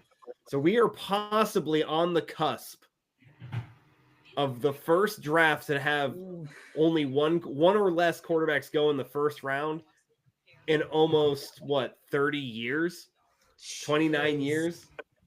This is a historic. insane. This is Yeah. we're witnessing. We could potentially be witnessing history here, guys. Yeah, Yeah, the 'cause see, first you're- time in 30 years we have not seen or 2 quarterbacks go in the first round. Yeah, That is that's insane. wild. 'Cause then when I Also, thought, like, we've only seen 1 trade that's in the true, too. first round. Yeah, big one, but yeah, that's it. That's far. Yeah, this is wild, and that's something like I know, Sammy, you brought up the Rams, and it's crazy that you mentioned them because I did think they would consider going quarterback, but I didn't think it would be Shador. I thought it would be Dart, to be honest. So if they take Shador, I would be shocked, and if they don't, then is that the conundrum that people are talking about that maybe Dart goes before Shador? Potentially, or do neither one of them go in the first round and it's just basically defense and like offensive tackles or something in that range where you don't even see another quarterback taken until maybe the first and the second round. Wild stuff, man. Absolutely wild that Derek Harmon got picked over Shedeur Sanders. I thought it was almost a certainty, given the need that the Steelers have for QB, that they'd go QB here. Yeah, and wrong. bet I on. love Derek Harmon, but I love Derek Harmon too, but given the need that I know the Steelers do need some defensive tackle help, but given how deep the defensive tackle class even is, and given the need they have at quarterback, I thought that value would kind of like split in half there, but they're saying no. Like we straight up, we think Derek Harmon is that guy. a better option. And what that tells me is that if it's not LA, no first round pick for Shedeur. Unless one of them try to trade back in to go get him. Yeah, that's also possible for a team to trade back in. But I mean, do you guys see that happening with any team in particular? I mean, so here's the thing. You could look at the Browns and you could still look at the Giants because they have high picks in the second round. So is someone that's going to go, maybe if you're going to move down maybe 5 or 6 spots and just maybe pick up another pick, why wouldn't you? So, I mean, it's a possibility. For me, I mean, so a couple of things. The last time, like 2025 was already an anomaly because it was every team entered the draft with their original first round pick. The craziest thing is that I can't remember the last time that only one pick in the first round was ever traded. And it's an incredible thing here because 1993 was the trade of Joe Montana to the to the Chiefs. 5 days before the draft started. That was the trade, right? Mhm. This is probably, I can't think of the last time this happened. And if that's the case, we may see the rest of this draft go the way it's laid out, or the way it's supposed to be laid out, just down the road here, like perfectly in order outside of a Browns Jaguars trade. And that is incredible. But this comment is in the comments right now. And I think we have to consider this, that now the Steelers did not make a quarterback selection in the first round. Aaron Rodgers seems to be where they have all of their chips right now. All of their chips are in. Seemingly, yeah. On Aaron Rodgers coming to Pittsburgh, which once again, like Matt said, Matt was not a fan of this. He said, you know, any team, I mean, this direct quote from him, he'll love this later when he watches it. Any team that is waiting on the answer of Aaron Rodgers is the dumbest team in the NFL. And he basically looked at the Giants and the Steelers right now, and the Giants are in a way better spot of getting a different quarterback than the Steelers are, because the Steelers are essentially stuck waiting till It's the end of the possible. second It's round. very possible that the Giants actually might have big brained their way to still getting Shadur Sanders. They might have. They might still have a chance. Barring a crazy Brown selection, Mhm. they might actually get something done here. Wow, that's insane. What a draft we've had so far. Yeah. Think about it though. So if the Giants leave, let's say the Giants leave this first round, if they somehow either get back into the first or they even get them, the beginning of the second, they start their first and second rounds with Abdul Carter and Shedeur Sanders without really having to give up any capital at all to get both. That's wild. That's wild. And he still goes where he essentially insane he was stuff, gonna guys. go anyway. Insane stuff. Absolutely insane. Yeah. Agreed. Whoa, bro. Whoa. Derek Harmon over Shadur Sanders, given the situation that Pittsburgh has. Yeah. And even if you were angling for Aaron Rodgers, you pick Darren Harmon over a wide receiver option. You pick Derek Harmon over an offensive weapon. You pick Derek Harmon over just about anybody. And you just, it doesn't make any sense to me. I mean, if you're angling to try to recruit a veteran quarterback to come play for you, and your top wide receiver option you sent out of town, or like you have. Or I don't understand the Pittsburgh thing. I think that my bad. They brought DK Metcalf in. I'm sorry, but that's true. I think they're not very sold on Keanu Benton. Maybe the age of Cameron Hayward is a concern, but good draft pick they've really had. But again, if they were this concerned, I mean, oh my gosh, man! I just feel like their concern for QB is more of a concern than the concern for defensive tackle. It should have been. So I'm gonna call this my least favorite pick in the draft, because, quite frankly, yes, defensive tackle is you're getting age. You're aging up with Cameron Hayward, but you need a QB. I mean, Right. If we could just check the QB depth chart right now, it's Mason Rudolph and Skylar Thompson. Like, this is not, if we're talking value here, you can find a defensive tackle later on in the draft. You can maybe even find one, like, knowing the defense of the Steelers, how stagnant it constantly is. I don't get that. Pick is in. Yeah. And we've now had two running backs off the Told board. you. Wow. As Amarian Hampton I told is you he was now going. a Charger, and I like He joins Najee Harris in the backfield. I love the fucking He's a great compliment to Najee Harris, and let me tell you why. He is a home run hitter, whereas Najee Harris is a grinder. Najee Harris does not have the speed or the burst to just go, right. Yep. I like the Amarian Hampton pick here. However, this changes everything for the Vikings later. I'm going to be very interested in the Vikings pick to see where they go here, because they don't have any guards to look at anymore that are worthy of a first round pick. I think don't they're think- a trade down option 100% because they I- also only have 4 picks this draft. I just don't know who's coming up. I don't know who's going to come The up Patriots to 24. potentially to I get mean, maybe, somebody but- that they want. But I don't think there's anybody that they need to reach for right now. I That's think fair. that you still have multiple brilliant edge rushers available. You have multiple, wide receivers still available here. The running back core is deep. I actually expect the Vikings to either take one of the top, either Will Johnson if he's on the board or Maxwell Hairston, or they're going to probably look at maybe Malachi Starks at safety. Or could the Patriots come up and get Donovan Azaraku? They could come up and get Donovan still Azaraku, there. but I Tames. don't know if he's going to keep falling. It depends on what the Packers do. If the Packers take Yeah. an edge, that may push a That may team change like that. New England Yeah. to move up. But Potentially. I'm honestly on the boat right now where we got 9 picks left in this draft, and I don't think a single team's willing to move up right now and pay a price. Yeah. that's Yeah, I fair. don't see Like, anything. And honestly, like with Will Johnson still on the board, guys, I mean, I'm looking at some of these teams, and I mean, I know they're foaming at the mouth right now to get a guy like Will Johnson on their team, even with the injury concerns. Yep.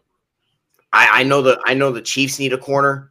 I know Carlton Davis left the Lions. I know the Lions need a corner as well. If Will Johnson's still available, guys. Yep. By the way, there was concerns with there was concerns with the Eagles letting go of oh my goodness, I'm forgetting the name of the guy that went to the Patriots just now. Will The pass Johnson? rusher. Oh, the pass rusher Milton Williams. Milton Williams, yeah. They could fill that void right up, like right in this draft, if things go the way they are right now. I mean, there are still plenty of pass rush depth currently in this draft, and Yep.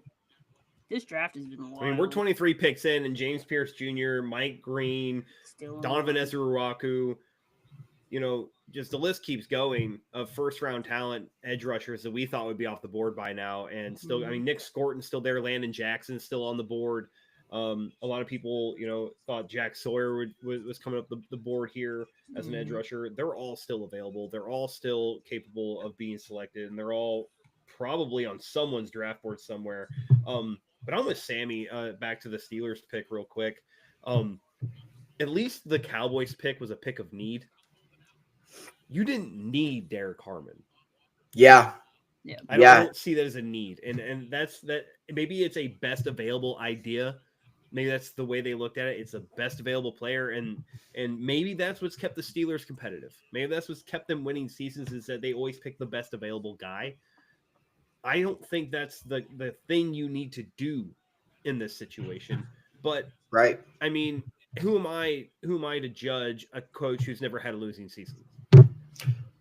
Well, actually, you have every right to judge a coach that's had multiple years of mediocrity being excused just because he has a winning season. Let's go ahead and talk about it. Mhm. I mean, let's be very blunt. They won 10 games this year, right? Finished the season terribly, and then predictably lost in the first round. And it's been a cycle over and over and over again. But what Steelers fans, what some people will tell you is, he has a record over 500. He should stay. I'm sorry. What is the definition of insanity? Doing something over and over and over again, assuming it's going to work. Different results. Ladies and gentlemen, ever since Big Ben retired, it hasn't been it.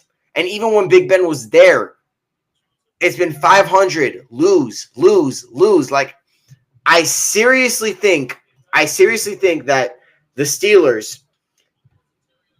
I mean, I don't understand the move to, when you need a QB, when no QB on the roster right now is good enough to start.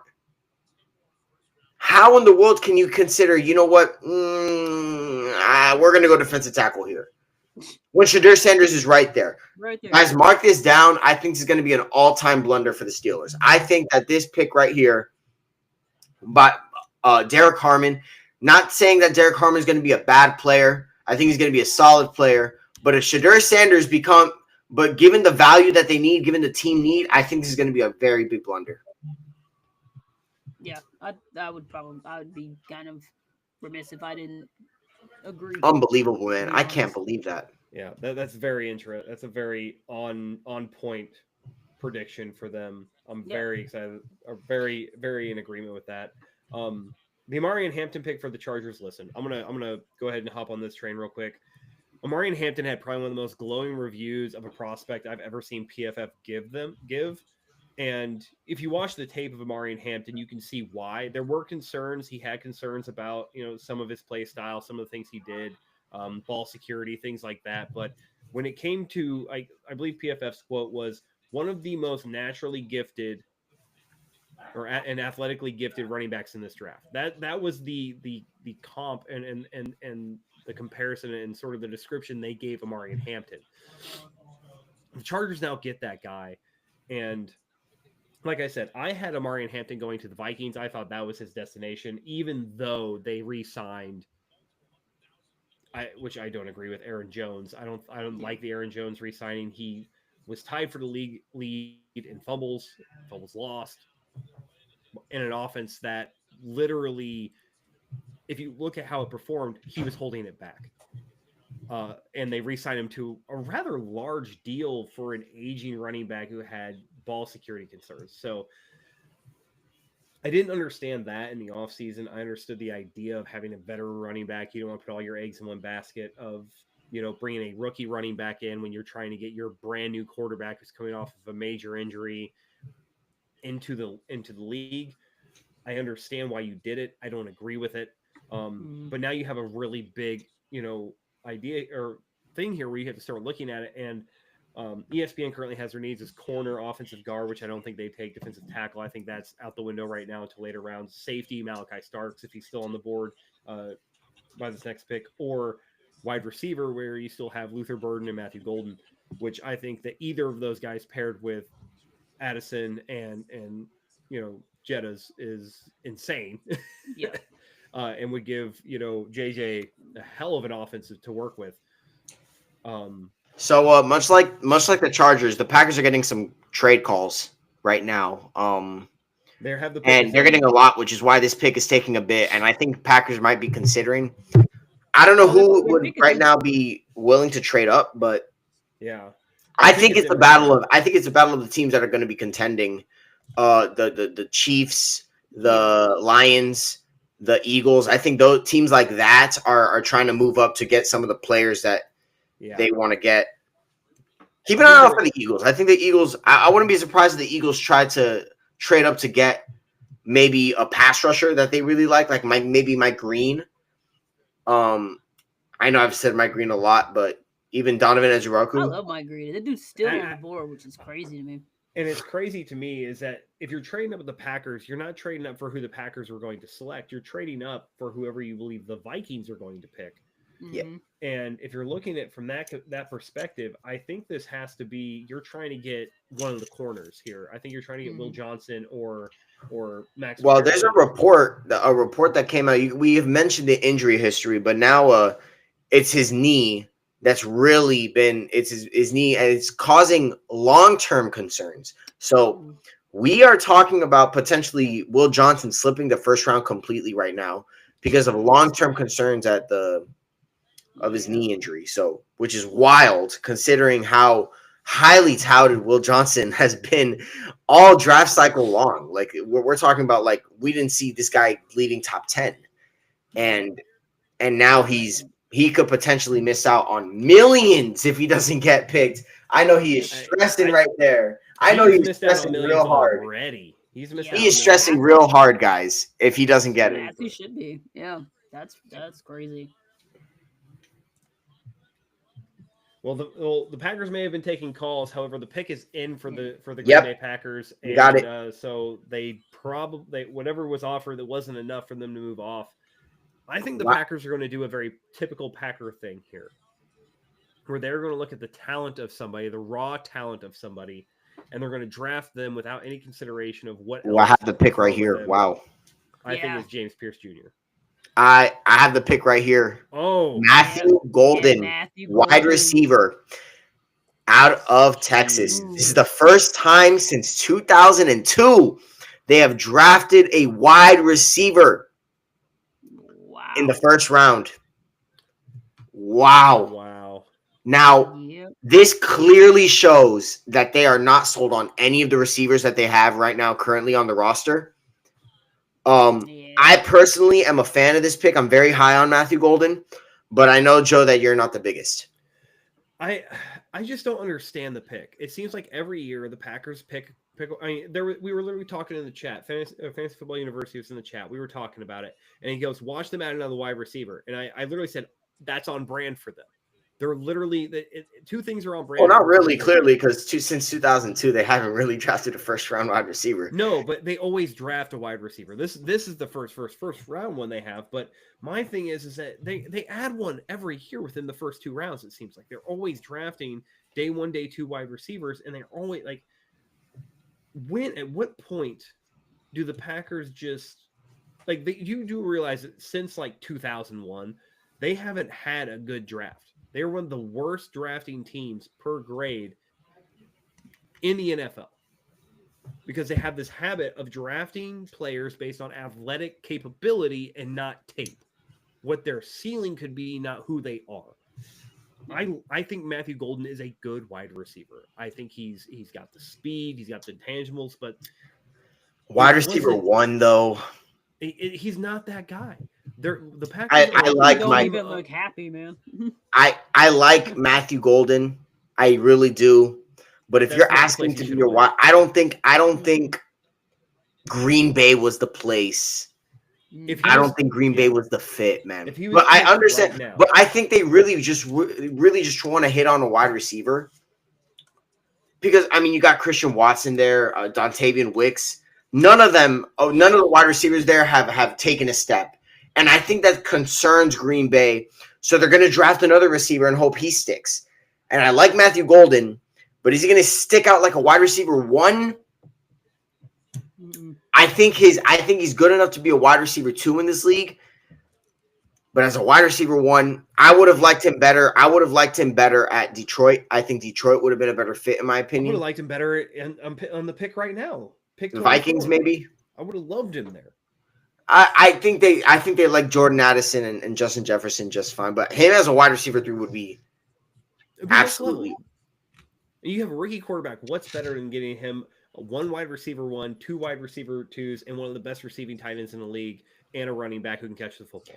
Nothing is better than that. Wow. All right. So the Eagles, Howie Roseman is working right now to trade up. So like I said, the Eagles, I said to keep an eye out for them. Howie Roseman is seriously trying to trade up right now.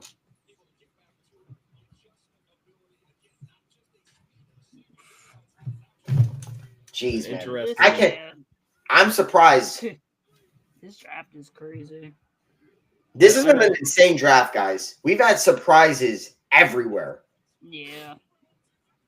I'd say this is the most unpredictable. We knew this draft was we knew this draft was gonna be like, a little very unpredictable past pick 5.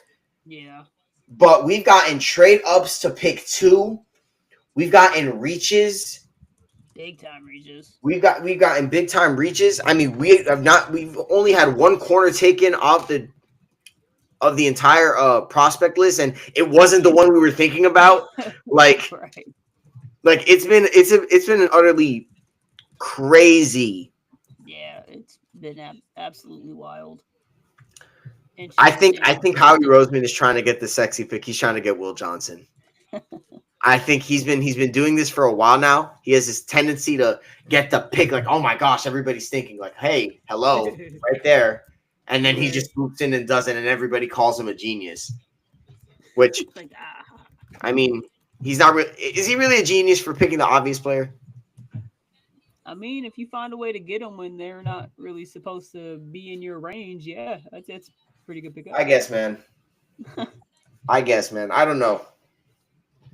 Pretty wild. Pretty wild. This is definitely a crazy one for sure. For sure. Yeah, I don't. The Matthew Golden pick is still. It's bothering you. It bothers me, man. The Packers, like, so I just put a link by Sports Illustrated to the Sports Illustrated article talking about the Packers in the last decade and how they are the worst, have had the worst grade at drafting players. We have a trade. We have a huge trade, and ladies and gentlemen, the Giants are on the clock. What? Wow. Huh? The Giants are on the clock. They are about to make a pick, and I think this is the big-brained. Oh shit! Oh my goodness! Hold on, let me make sure I got this right. The Minnesota, it says their pick is in. So Wow, another guard goes in the first round. Donovan Jackson. Donovan Jackson taken, ladies and gentlemen. Oh, Guard out of Ohio State. I think that's a solid pick. I think the Vikings do have a need at guard. Ladies and gentlemen, the Giants. Who'd they trade with? They traded with the Rams. Oh shit! So I think this is. This is with the Texans. I think this is their way of getting Shedeur Sanders. I don't know who else it could be. It has to be Shedeur Sanders here. And guys, ladies and gentlemen, the Giants might have won this draft if this is Shedeur Sanders. I would laugh my ass if they traded for Jihad Campbell. No way. No way. That shit would be hilarious, though. No way. I think this has to be. So the Texans trade 25 for the Giants in exchange for 34.99 and a third rounder in 2026. Not a bad trade. No, Nah. not at all. And if they get who we think they're gonna get, man, do they get a fucking steal? Wow, wow, wow. Jeez. All right, get through the Minnesota shit. I hope to God they draft Jihad Campbell. Wow, wow. Oh man. So I think the Giants thought that the Rams are going to take Shedeur. That's the only reason. Well, maybe. Oh, they must have traded with what they traded with the Texans. The Texans, yeah. Yeah. That must have been it. So I don't know why this source says the Rams. It was Ian Rappaport here on Twitter says the Rams are trading. Hey, how messed up would it be if they took Dart? Oh, this is the comment in the chat. Traded up for Milrow.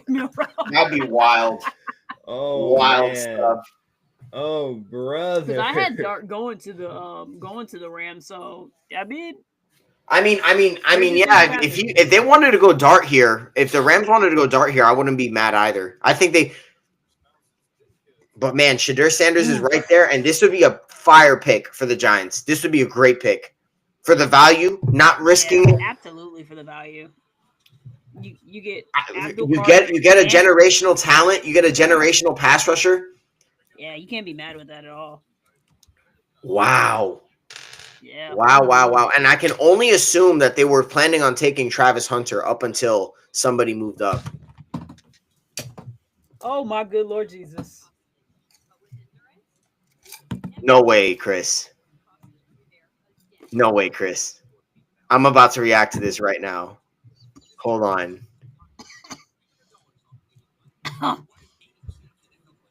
No freaking way. DM me it, Chris. I want to know. Send it to me directly. Let me No know. way, I man. surely will, sir. There's no way, Wow. man.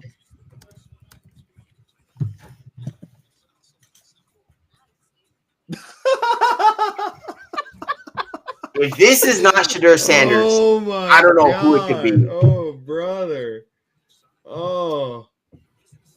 Oh man. Wild. No way. Ladies and gentlemen, I'm in the dark right here. Joe and Chris are the only ones who know who the draft pick is, and I'm going to keep it that way. Oh my goodness. You guys are making me scared. You guys are scaring me. There's no way they traded up just to not get a QB here. We didn't say that. We did not say that.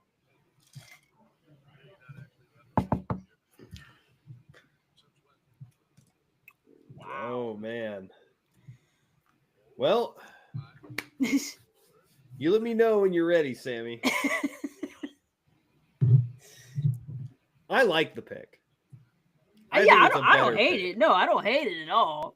I just think it's hilarious. in its Well, own it's taking a while for them to announce it. So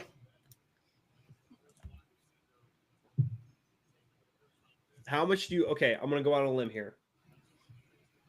If the Giants pick as a quarterback, I'm gonna go out on a limb, and we're gonna see our first back-to-back quarterback picks. Which, whatever quarterback's taken by the Giants, the next one is taken by the Rams. That's possible. I'm not gonna say a name That's possible. because it would ruin it for Sammy. But I think this could be our first back-to-back quarterbacks right here. this is wild. This is the fact that the Giants traded up. I mean, That is insane. I don't think they needed to. Then again, I'm not 100%, but you said you don't think they needed to? What are you talking about, bro? What are we talking about here? There's no way it's not. It's not. I know it's not who I think it is. who do you think it is? I'm not going to say it yet.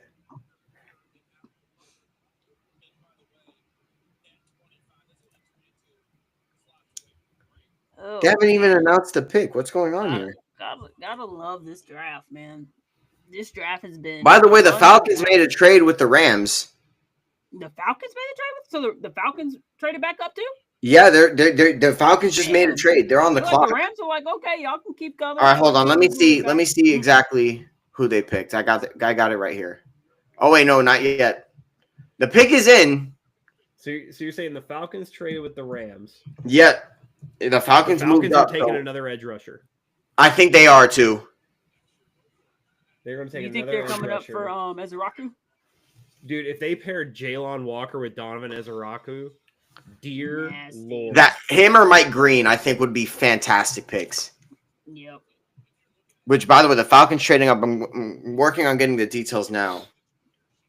Yeah, I just saw it come across now. Wow! Wow! What? I told you there was people that said he might get picked before Shador. Wow! Ladies and gentlemen, this is unprecedented. Jackson Dart is a new Jackson Giant. Dart is a New York. Are you serious? I'm not mad at the pick, but now that the Rams traded out, ladies and gentlemen, the Shedeur Sanders is not a first-round pick anymore. It's official. My hot take was correct. Shedeur Sanders is not a first-round pick, and one of the most shocking trades and selections I think we've seen, given the hype that Shedeur Sanders has. Ladies and gentlemen, it was not smoke. Shedeur Sanders was not big-brained. General managers are not a fan of him. They officially are not. And they don't think he's worthy of a first-round pick. Well, there was a lot of reports that started coming out within the last week or so that was saying that the Giants actually were very big on Dart, like very big on Dart. So this is exactly why they moved up. Wow. Taking him in the bottom of the draft, so we're just gonna go and get him essentially. So you got your big time defensive end, your premier player, and you just went and got your QB. And you got Russell Wilson in front of him, so he can just sit and learn. Same thing the Patriots just did with Drake May. Just sit and learn. Don't forget about the best locker room. And you want to know something? You want to know something crazy? Is that the pick is actually like perfect, because now Russell Wilson and Jameis Winston can mentor Jackson Dart. Yeah, exactly. Seamlessly, without even the thought. Like, no, I don't think any Giants fan is going to say, "Oh, throw Jackson Dart out there." I don't think you're going to see any Giants fans say that unless you see terrible QB play from Russell Wilson and Jameis Winston, which is not out of the realm of I think that even if you see terrible QB play, to put him out there sooner than you threw Drake May out there would be a mistake. I think that we saw, as Patriots fans, we have the ability to talk on this Giants fans. We've seen it. All right, you wait. You're not winning a Super Bowl this year. You don't need to rush this kid. It doesn't Right. have to be perfect right now. You let him sit, develop, learn, grow his game. He had an interview with John Gruden, and John Gruden goes, "What was your snap count?" And Jackson Dart went, and Gruden goes, "No, seriously, what was your snap count?" He goes, "No, I'm serious. I clapped and we hiked the ball." And he goes, "Well, how did you like mess with people?" He's like, "I clapped twice."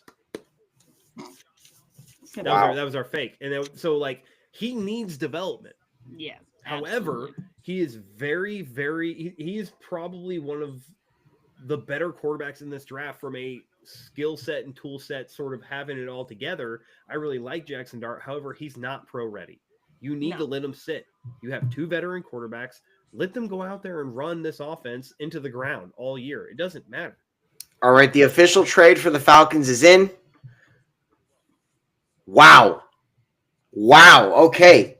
The Falcons are trading the pick 46, pick 242, and they are trading a first rounder from 2026. Holy shit.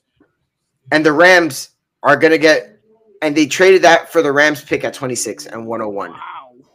So a huge trade that involves a future Wow. So the Rams first round pick. Hold on, let me see. Let me out of the confirm first this. round. So the Let me Falcons got a confirm first this and a real third quick. this year. The Yep. Rams got a second this year, a first next year, and a 7th this year. So the Falcons get a first and third. The Falcons get this pick right here, pick 26, and a third round pick this year. They get a second. The Rams get a second round pick. They get a first round pick next year. So they're going to be stocked up on 2 first round picks next year Jeez. and a 7th round pick. So the Rams, I'll take that. Yeah, so the You're Rams contending this basically year. traded back into the not back into the second, but they traded down into the second essentially because they probably were just like, hey, we can get this probably the same type of type of player we were going to get there probably in the second anyway. So And my thing is here, if you're Atlanta, you don't mortgage your first round next year unless you're expecting The to pick a is guy in. the first round. The Yeah. pick is in. Tennessee edge James Pierce is a Falcon.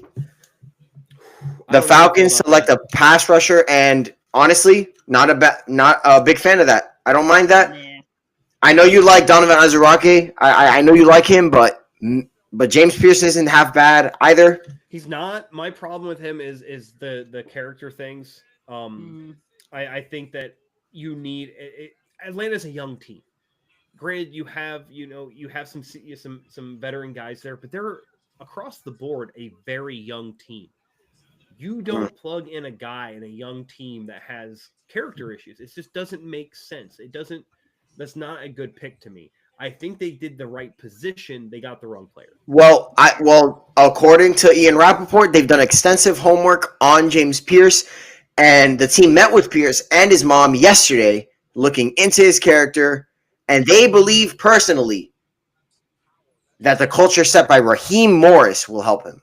So they are really hoping that Raheem Morris ends up working out in Atlanta after a very tumultuous first year to start, given the fact that you have multiple crazy changes, a near playoff appearance, a QB change. I think they're hoping that Raheem Morris changes the perspective of the James Pierce.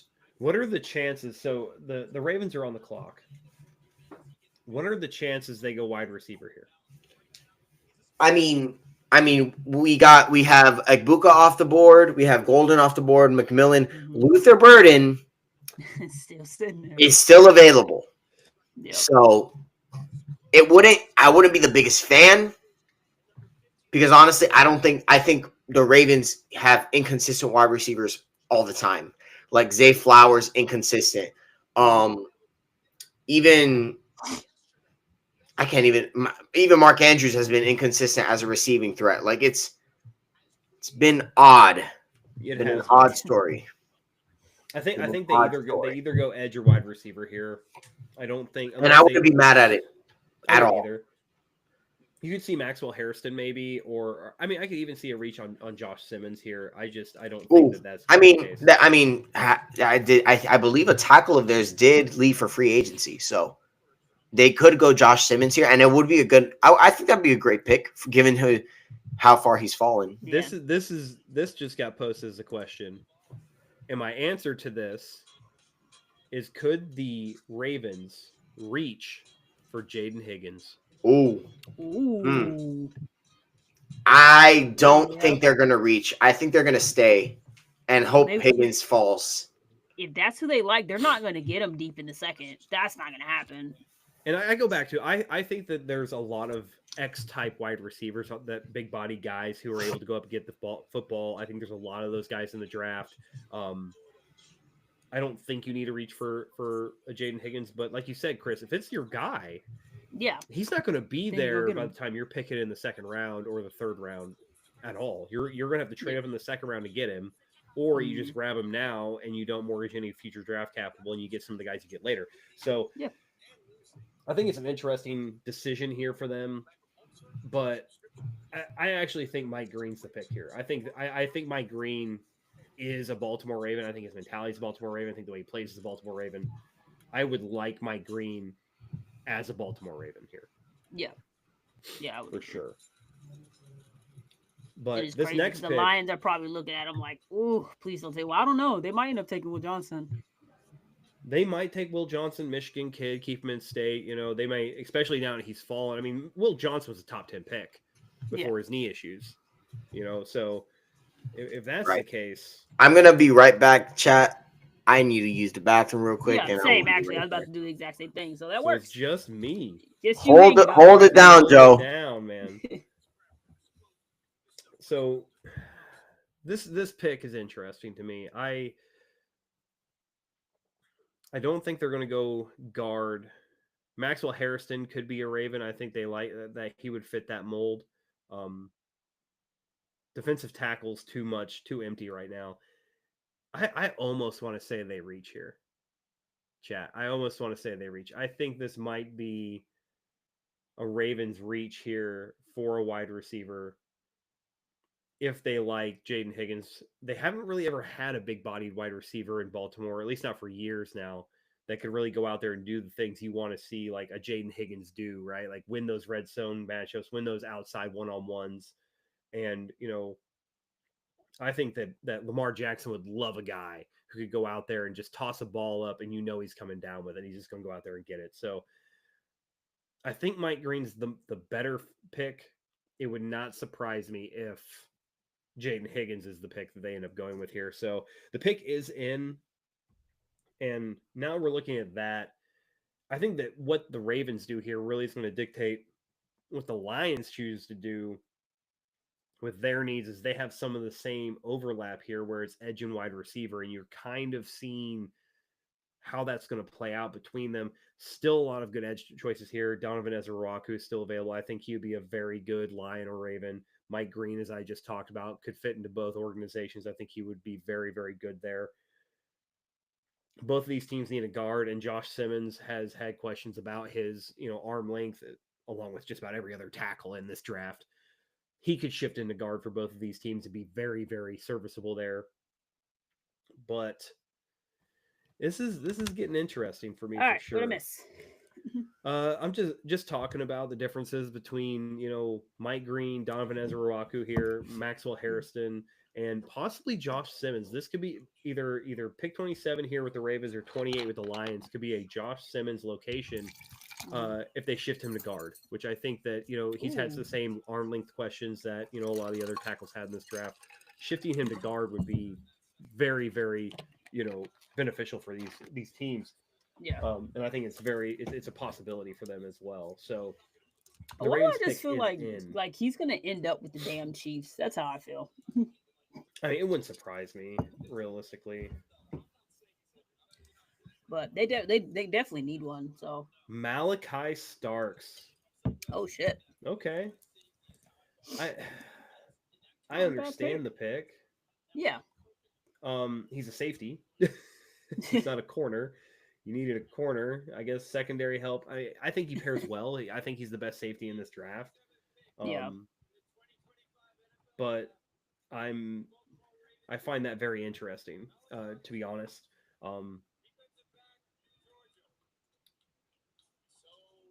I don't know if I He like was that. the, I don't know he was if I the like top that one. safety on the He board is, for sure. but you didn't need a safety. Maybe I they're going to don't change know. their defensive scheme. Who knows? Maybe. I mean, he's going to pair well back there. I think they have a very good tandem now. Yeah.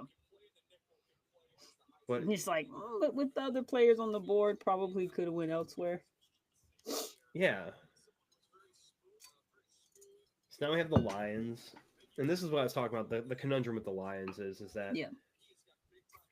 they could use one more wide receiver to pair with Jameson Williams and Amon-Ra St. Brown. And like have that perfect tight end with Sam Laporta, 3 wide receivers. They already have a good running back. Yeah. I mean, I think that would make that offense perfect. You know what? I was actually thinking that Malachi Starks is the obvious pick here. Ravens fans have been saying, hey, you just put him on the roster at this point.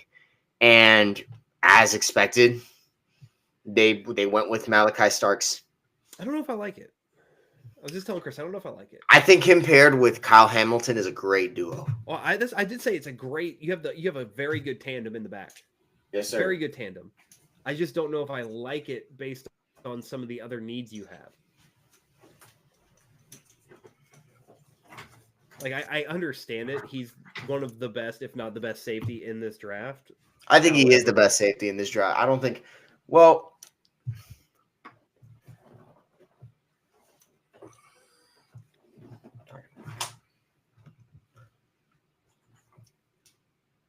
it's very interesting. Yeah. Very interesting. I think I like the pick. I like the pick. Who would you have taken here, Joe? I kind of like them going edge here. I thought that they would get Mike Green or Ezraku to kind of help that pass rush. We saw that although the Eagles have good corners, I don't think that, anyone watched that game and said, oh, their secondary won them the game. It was one in the front 7. And I think that, the Baltimore Ravens have always been known, like when they won their Super Bowl, it wasn't offense. It wasn't corner. I mean, granted, don't get me wrong, Ed Reed's a great corner, but Terrell Suggs and Ray Lewis, Chloe Nata, like these guys up front were what kept the Ravens tough, right? Ed Reed was great, but he wasn't, I think that you still want it up front. I think you look at the Eagles, they won it up front. They absolutely manhandled one of the best offensive lines in the draft. And I don't know, man. It's crazy to me that you get a safety when you have a need up front. When like the Eagles showed you the blueprint to get over the hump. They showed you what you had to do to beat the Bills, to beat the Chiefs, to beat these teams that you can't beat. And so instead of investing in that area, you went into the secondary. And I think, although, like I said, I love Malachi Starks as a player. I think he makes a very good, you have a great safety tandem. I don't think that safety tandem wins you as many games as getting a solid pass rusher. I just don't. Yeah. So, Yeah. it's just not a pick I would have made. I agree, especially when there's the defensive ends right now that are still on the board that are really good that should have went a lot higher that for whatever reason did it and literally fell in your lap. Like that's crazy. Like the fact that Shamar Stewart went over Mike Green and Devin Ezraku blows my mind. Yep, same. I mean, I think some people just like physical traits more than they do more nowadays than anything. And Shamar Stewart does have very impressive physical traits. So I think that they want that to work with. Mike Green is smaller for a pass rusher, the pass rusher position, which might be why he's slipping here. But man, the proof is in the pudding. I mean, he has an incredible bag of pass rush moves, but I think they really don't like his size, which is something that I personally wasn't that concerned with. But GMs, man, they want a physical freak, man. They want a guy with intense measurables, and unfortunately, I don't think Mike Green fits that bill too much. I don't know what it is with Donovan Ezraku, though. It's been very strange draft night, ladies and gentlemen. This has hands down been one of the more interesting draft nights I think we've gone in a while. And to your point, Sammy, Devin Ezrawaku is he's a smaller guy too. He's not a large guy. I think Mike Green, it says here, he's 6'3", 251. Devin Ezrawaku is like 6'3", 247. Oh my gosh. Wow. The Lions pick is in, and they pick Tyleek Williams, defensive tackle. Wow. Interesting. Over Mike Green. Wow. Over Will Johnson. Right. Over Will. Exactly. Oh, this is a reach. He was projected to go early second round. I think that they did a similar thing where you kind of look at him, his availability, and you say, I don't think he's going to be there for us later. I do think he's one of the last wave of the top tier tackles you're going to get. And if you miss out on him, you miss out on him big. But yeah, I don't. That's yeah. it's a toughie. I'm not gonna lie to you. I don't know if I love it. I'm not gonna lie to you. I mean, I think given the injuries that have happened this year for the Lions, fair. at the They defensive line definitely need position, to boost it up. That's They for need sure. depth, but they did need to boost it up for sure. I mean, I just don't know if that was the guy I would have taken personally, but yeah, you know? I'm not so sure about that one. I'm not so sure. yeah, I mean, Dan Campbell clearly knows what he's looking for, so maybe he has everything that he's specifically looking for in Maybe. his defensive tackles. But man, I don't know, that's, man. If you were gonna pick a defensive tackle, yeah, if you were gonna especially pick a with the ones defensive that are still tackle, on the board, to me, that's I would have maybe picked a guy like maybe. Man, I don't know, bro. I don't, yeah, I would have liked Alfred Collins better, TJ Sanders better, Omar Norman Lott. Yeah, I would have liked those guys better. I don't know if I would have. I don't know, man.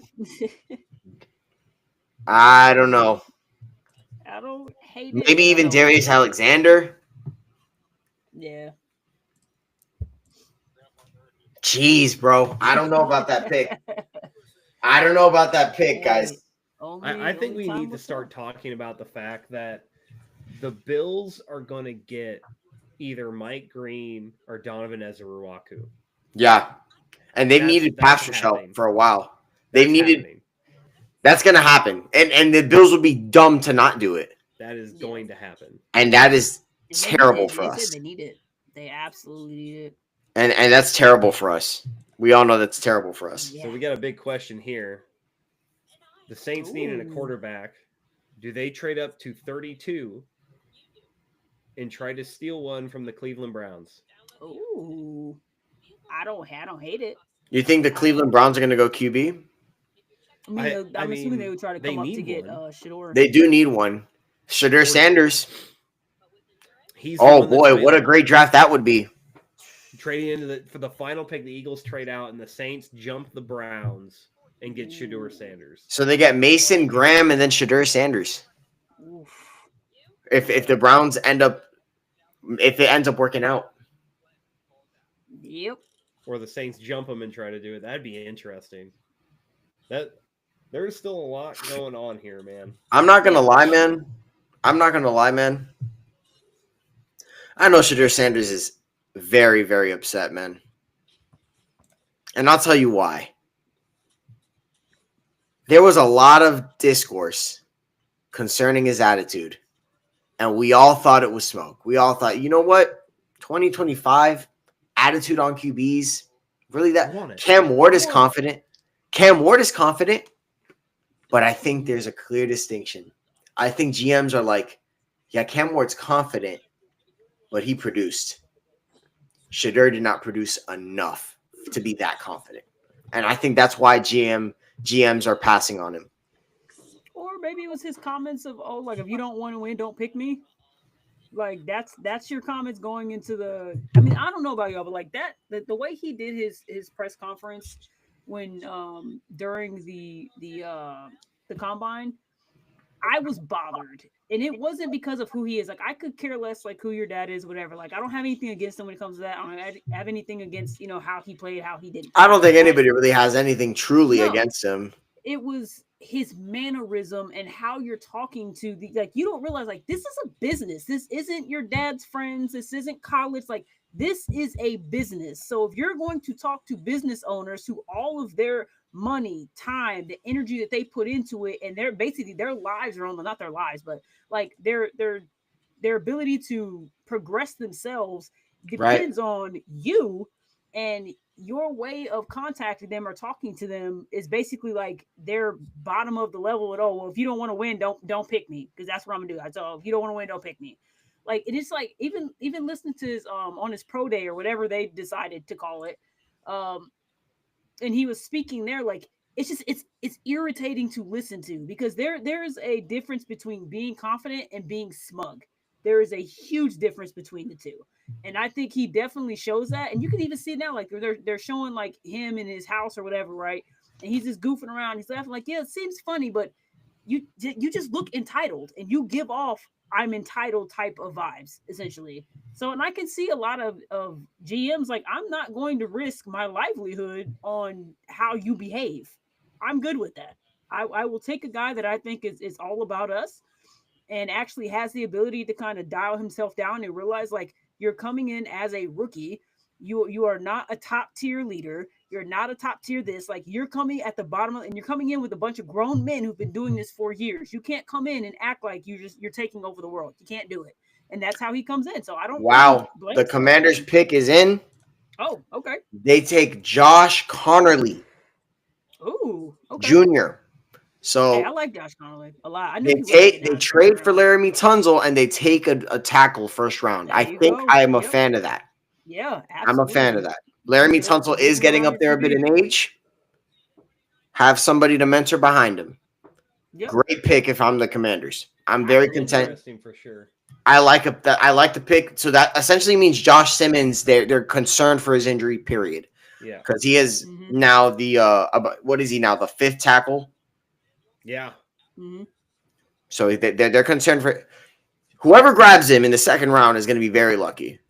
But I am not surprised. Josh Conerly, in my opinion, is a great pick, though. Yeah, absolutely. Out of Oregon, he had a fantastic year. Yeah, I had him on my personal left tackle board. I think he was the second best, to be quite honest. He was great. Yeah, I absolutely loved him. So I think this is great, especially you're keeping your young quarterback upright. You're building to make sure that he continues to progress instead of backsliding like we saw with CJ Stroud last year, because he was under so much damn pressure his second year. Maybe not so much his first year, but his second year, I think he definitely had, I think it was in like the 50s range as far as how many times he was sacked. Like, that's what you should be doing. Like, this is his second year. You want to see him progress, and look how far you went in his first year. You want that to keep progressing. You don't want to see any regress. So I think this is a great pick for them. It is. Wow, ladies and gentlemen. Wow, what? It's just crazy what a draft this has been.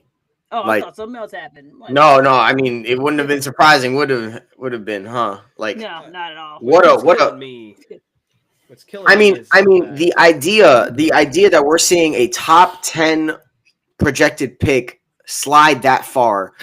Shedeur Sanders, who was a lock, essentially some people. Matt said it was a lock to be first round.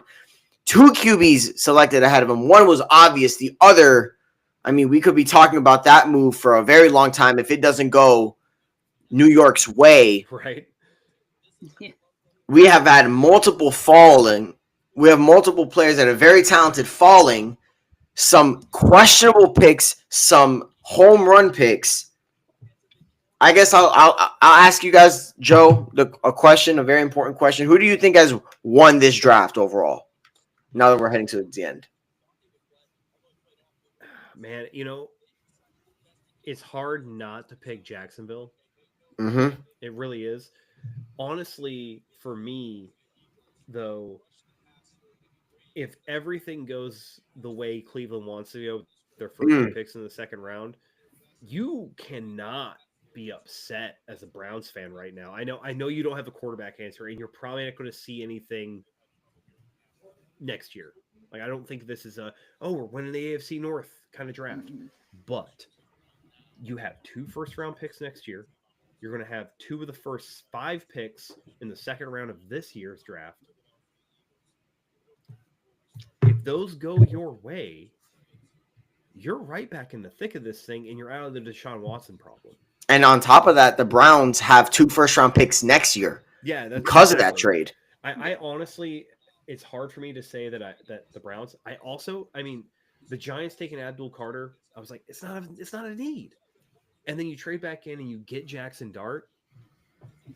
Bro, how can you not love that? I think the Giants are also winners. Absolutely. I think we all were kind of saying, you don't really need that, but deciding to go with Jackson Dart, I think it's bold. I think considering what could potentially happen with Shedeur Sanders and such, I do think that it's risky for sure. Not taking Shedeur Sanders, he's the sexy pick. He's the pick that everybody probably wanted. However, I think considering who you have at QB right now, I think it's less of a headache. According to GMs, it's less of a headache dealing with Jackson Dart than it is dealing with a Shedeur Sanders. Yeah. So that's at the end of the day what the Giants are saying. But Brian Daboll just announced it in his press conference. Russell Wilson is going to be the starter for the New York Giants in 2025. So there you go. That answers your QB question. That's the best thing he could say. And, another team that I'm going to put in the winner category, and it all depends on if their second pick of the first round works out. The Atlanta Falcons. You haven't had, as Matt said, you haven't had a pass rusher who's actually recorded, I think, like 10 or more sacks in years. It was Vic Beasley. And you now get 2 very athletic edge rushers in this draft. You're going to put them out there. You're going to give them a shot. And, James Pierce Jr. and Jalen Walker. I love what the Falcons are doing right now. I'm very interested to see how the rest of this draft goes for them. But early on, I like what they did, and I think that is going to be my other winner for this right now, barring how this goes for the Bills and the Chiefs and the Eagles. But yeah, those are my 3 teams, I think, right now. I think the Browns, the Giants, and the Falcons all really got what they needed in this draft and got it on a very, very reasonable price. I think that they got – I mean, a lot of people had Abdul Carter as the best player in this draft. You got him at 3. You can't argue with that if he's the best player in this draft. Yep. A lot of people thought Jackson Dart was a first-round talent and the second-best quarterback in this draft. You got him at, 24? Yeah. Like, you can't be mad at that. I think that there's just a lot of really good things there. And then you're talking about, James Pierce Jr. dropping all the way down to 26 when a lot of people had him as a top 15 talent. Yeah. You can't argue with that with the Falcons either. And Jalen Walker they got even later in the round. So, and the Bills have just selected, and I like this pick. They needed secondary help. They needed a corner. Maxwell Harrison's numbers at the combine and his pro day and everything like that jumped off the board. The Bills getting Maxwell Harrison. He's a little undersized. He's a smaller guy, but he's ferocious. He's tenacious, and he's fast as shit. Hey, guys. So I know you didn't like the Matthew Golden pick, Joe, but never mind. We're getting a trade. We are getting a trade.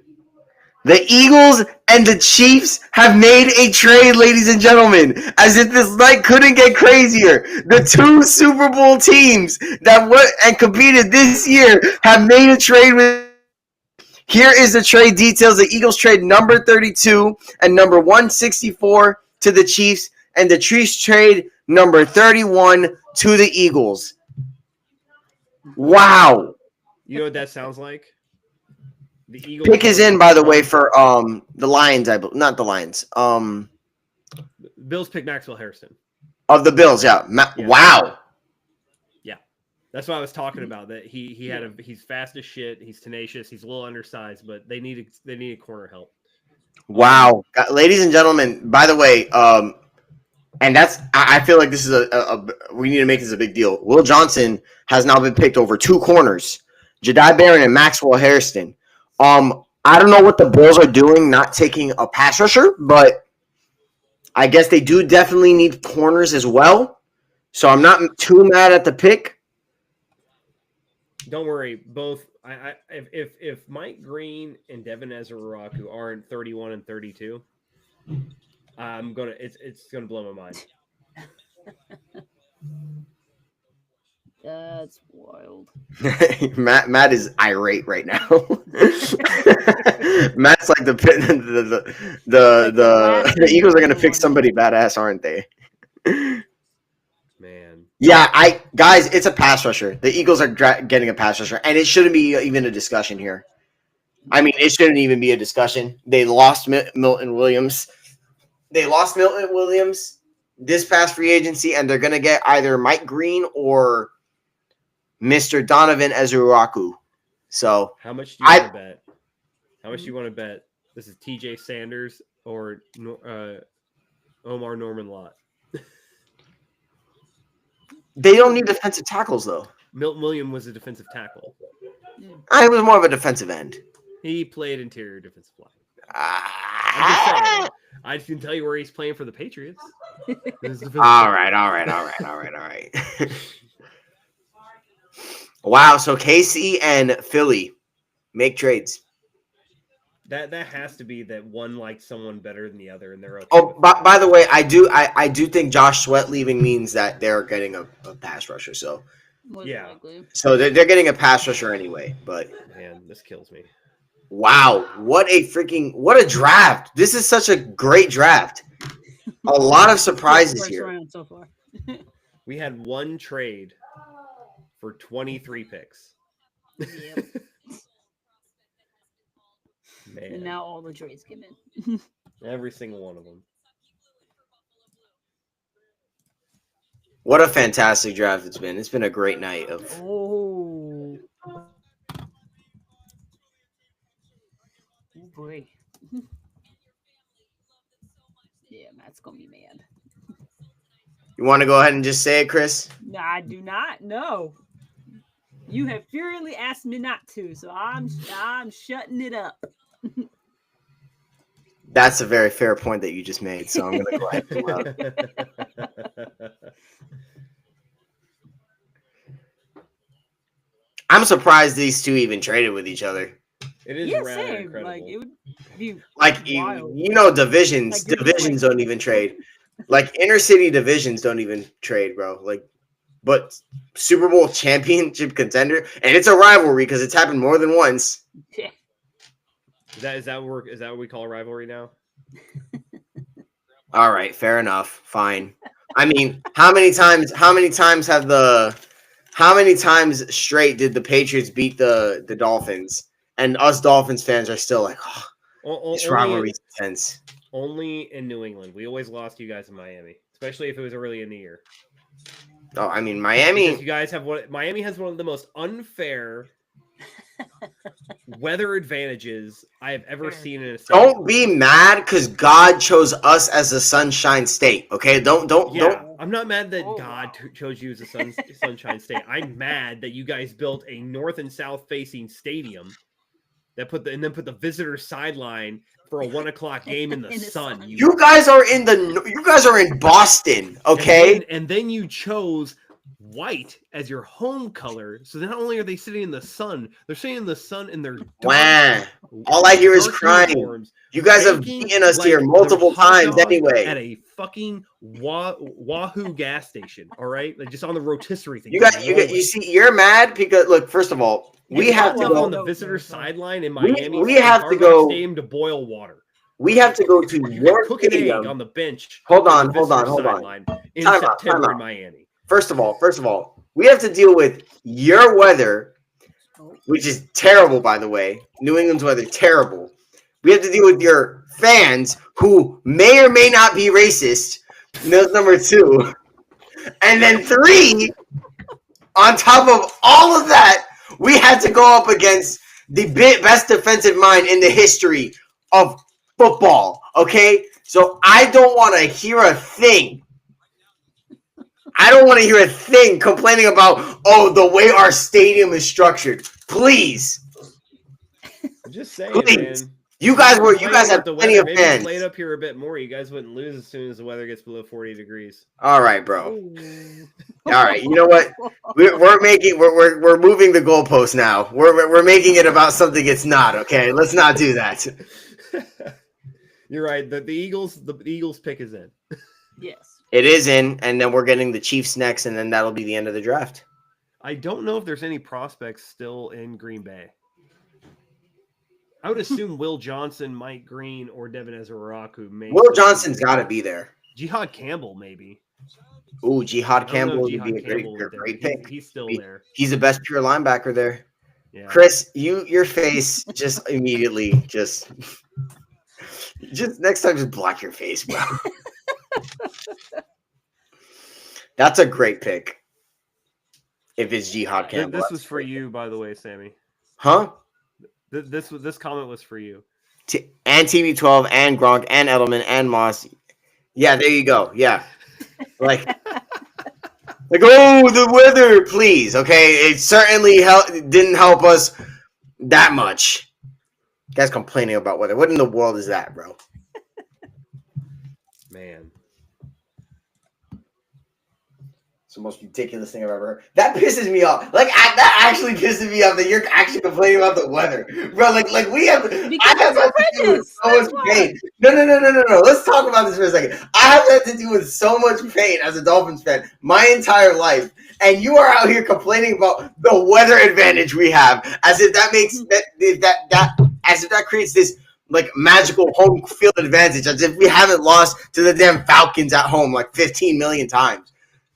That's fair. Please, man. Please. No word to Sabrina Carpenter. The Eagles select Jihad Campbell. Holy War Campbell. Y'all better check on Matt. Make sure he's okay. So here's just an example of what I'm saying and then I'll drop the Miami Dolphins weather thing.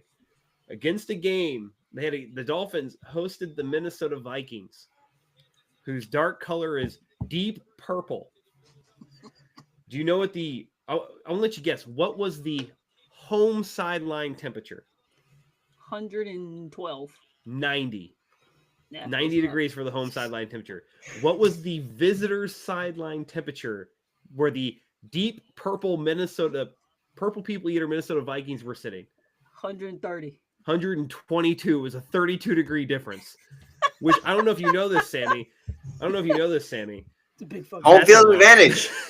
Home field advantage. This is what we do.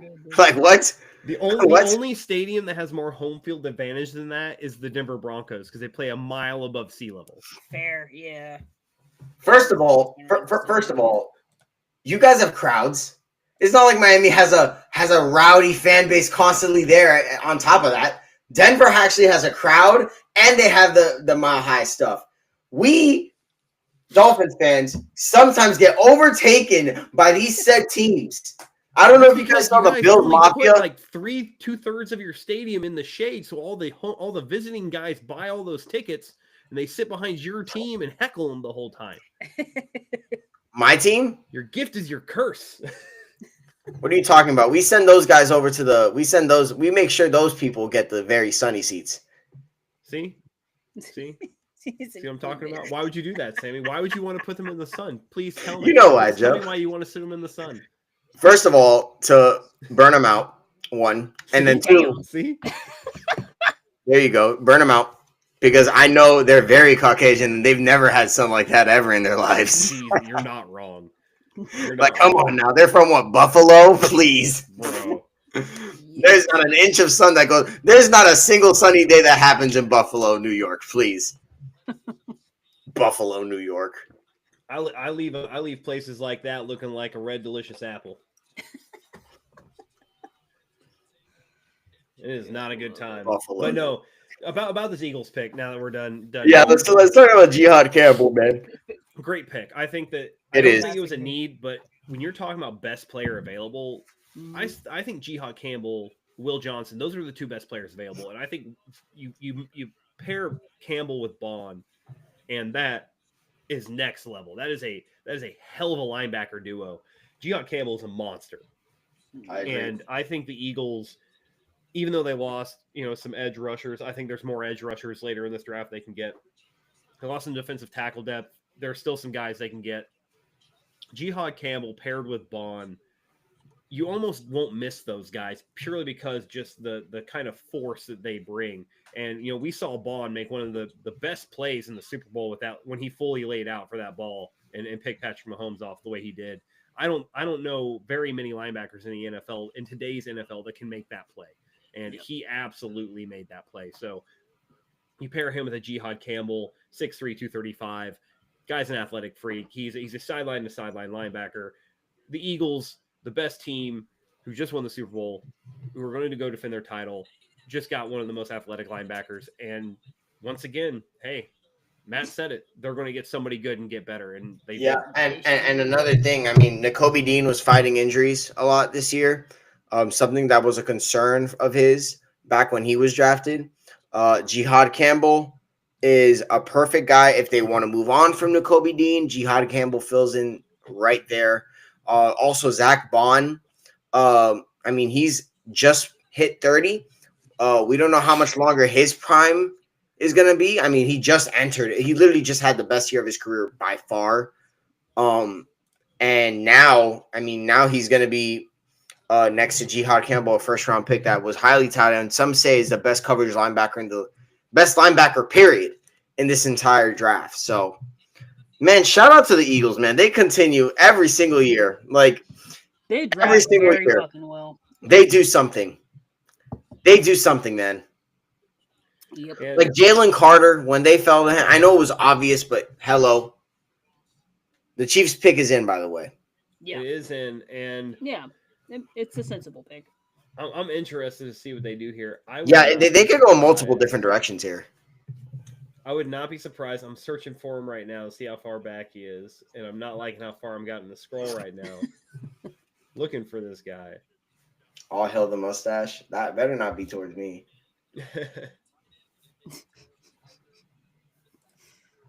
I'm so shocked that Mike Green has not gone yet. I'm shocked Mike Green hasn't gone yet. This is rather. I would not be Perplexing? surprised if they take a tackle here, just because they're afraid they're not going to get another shot at some of these tackles.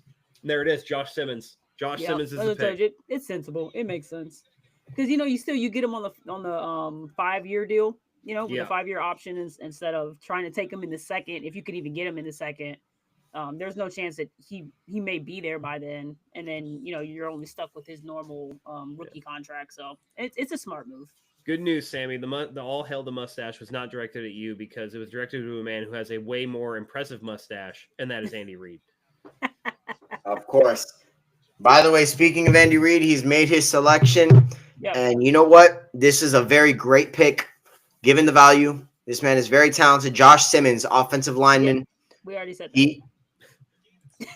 He is a. Let me tell you, man. I think that was exactly what the Chiefs needed, given their struggles at tackle.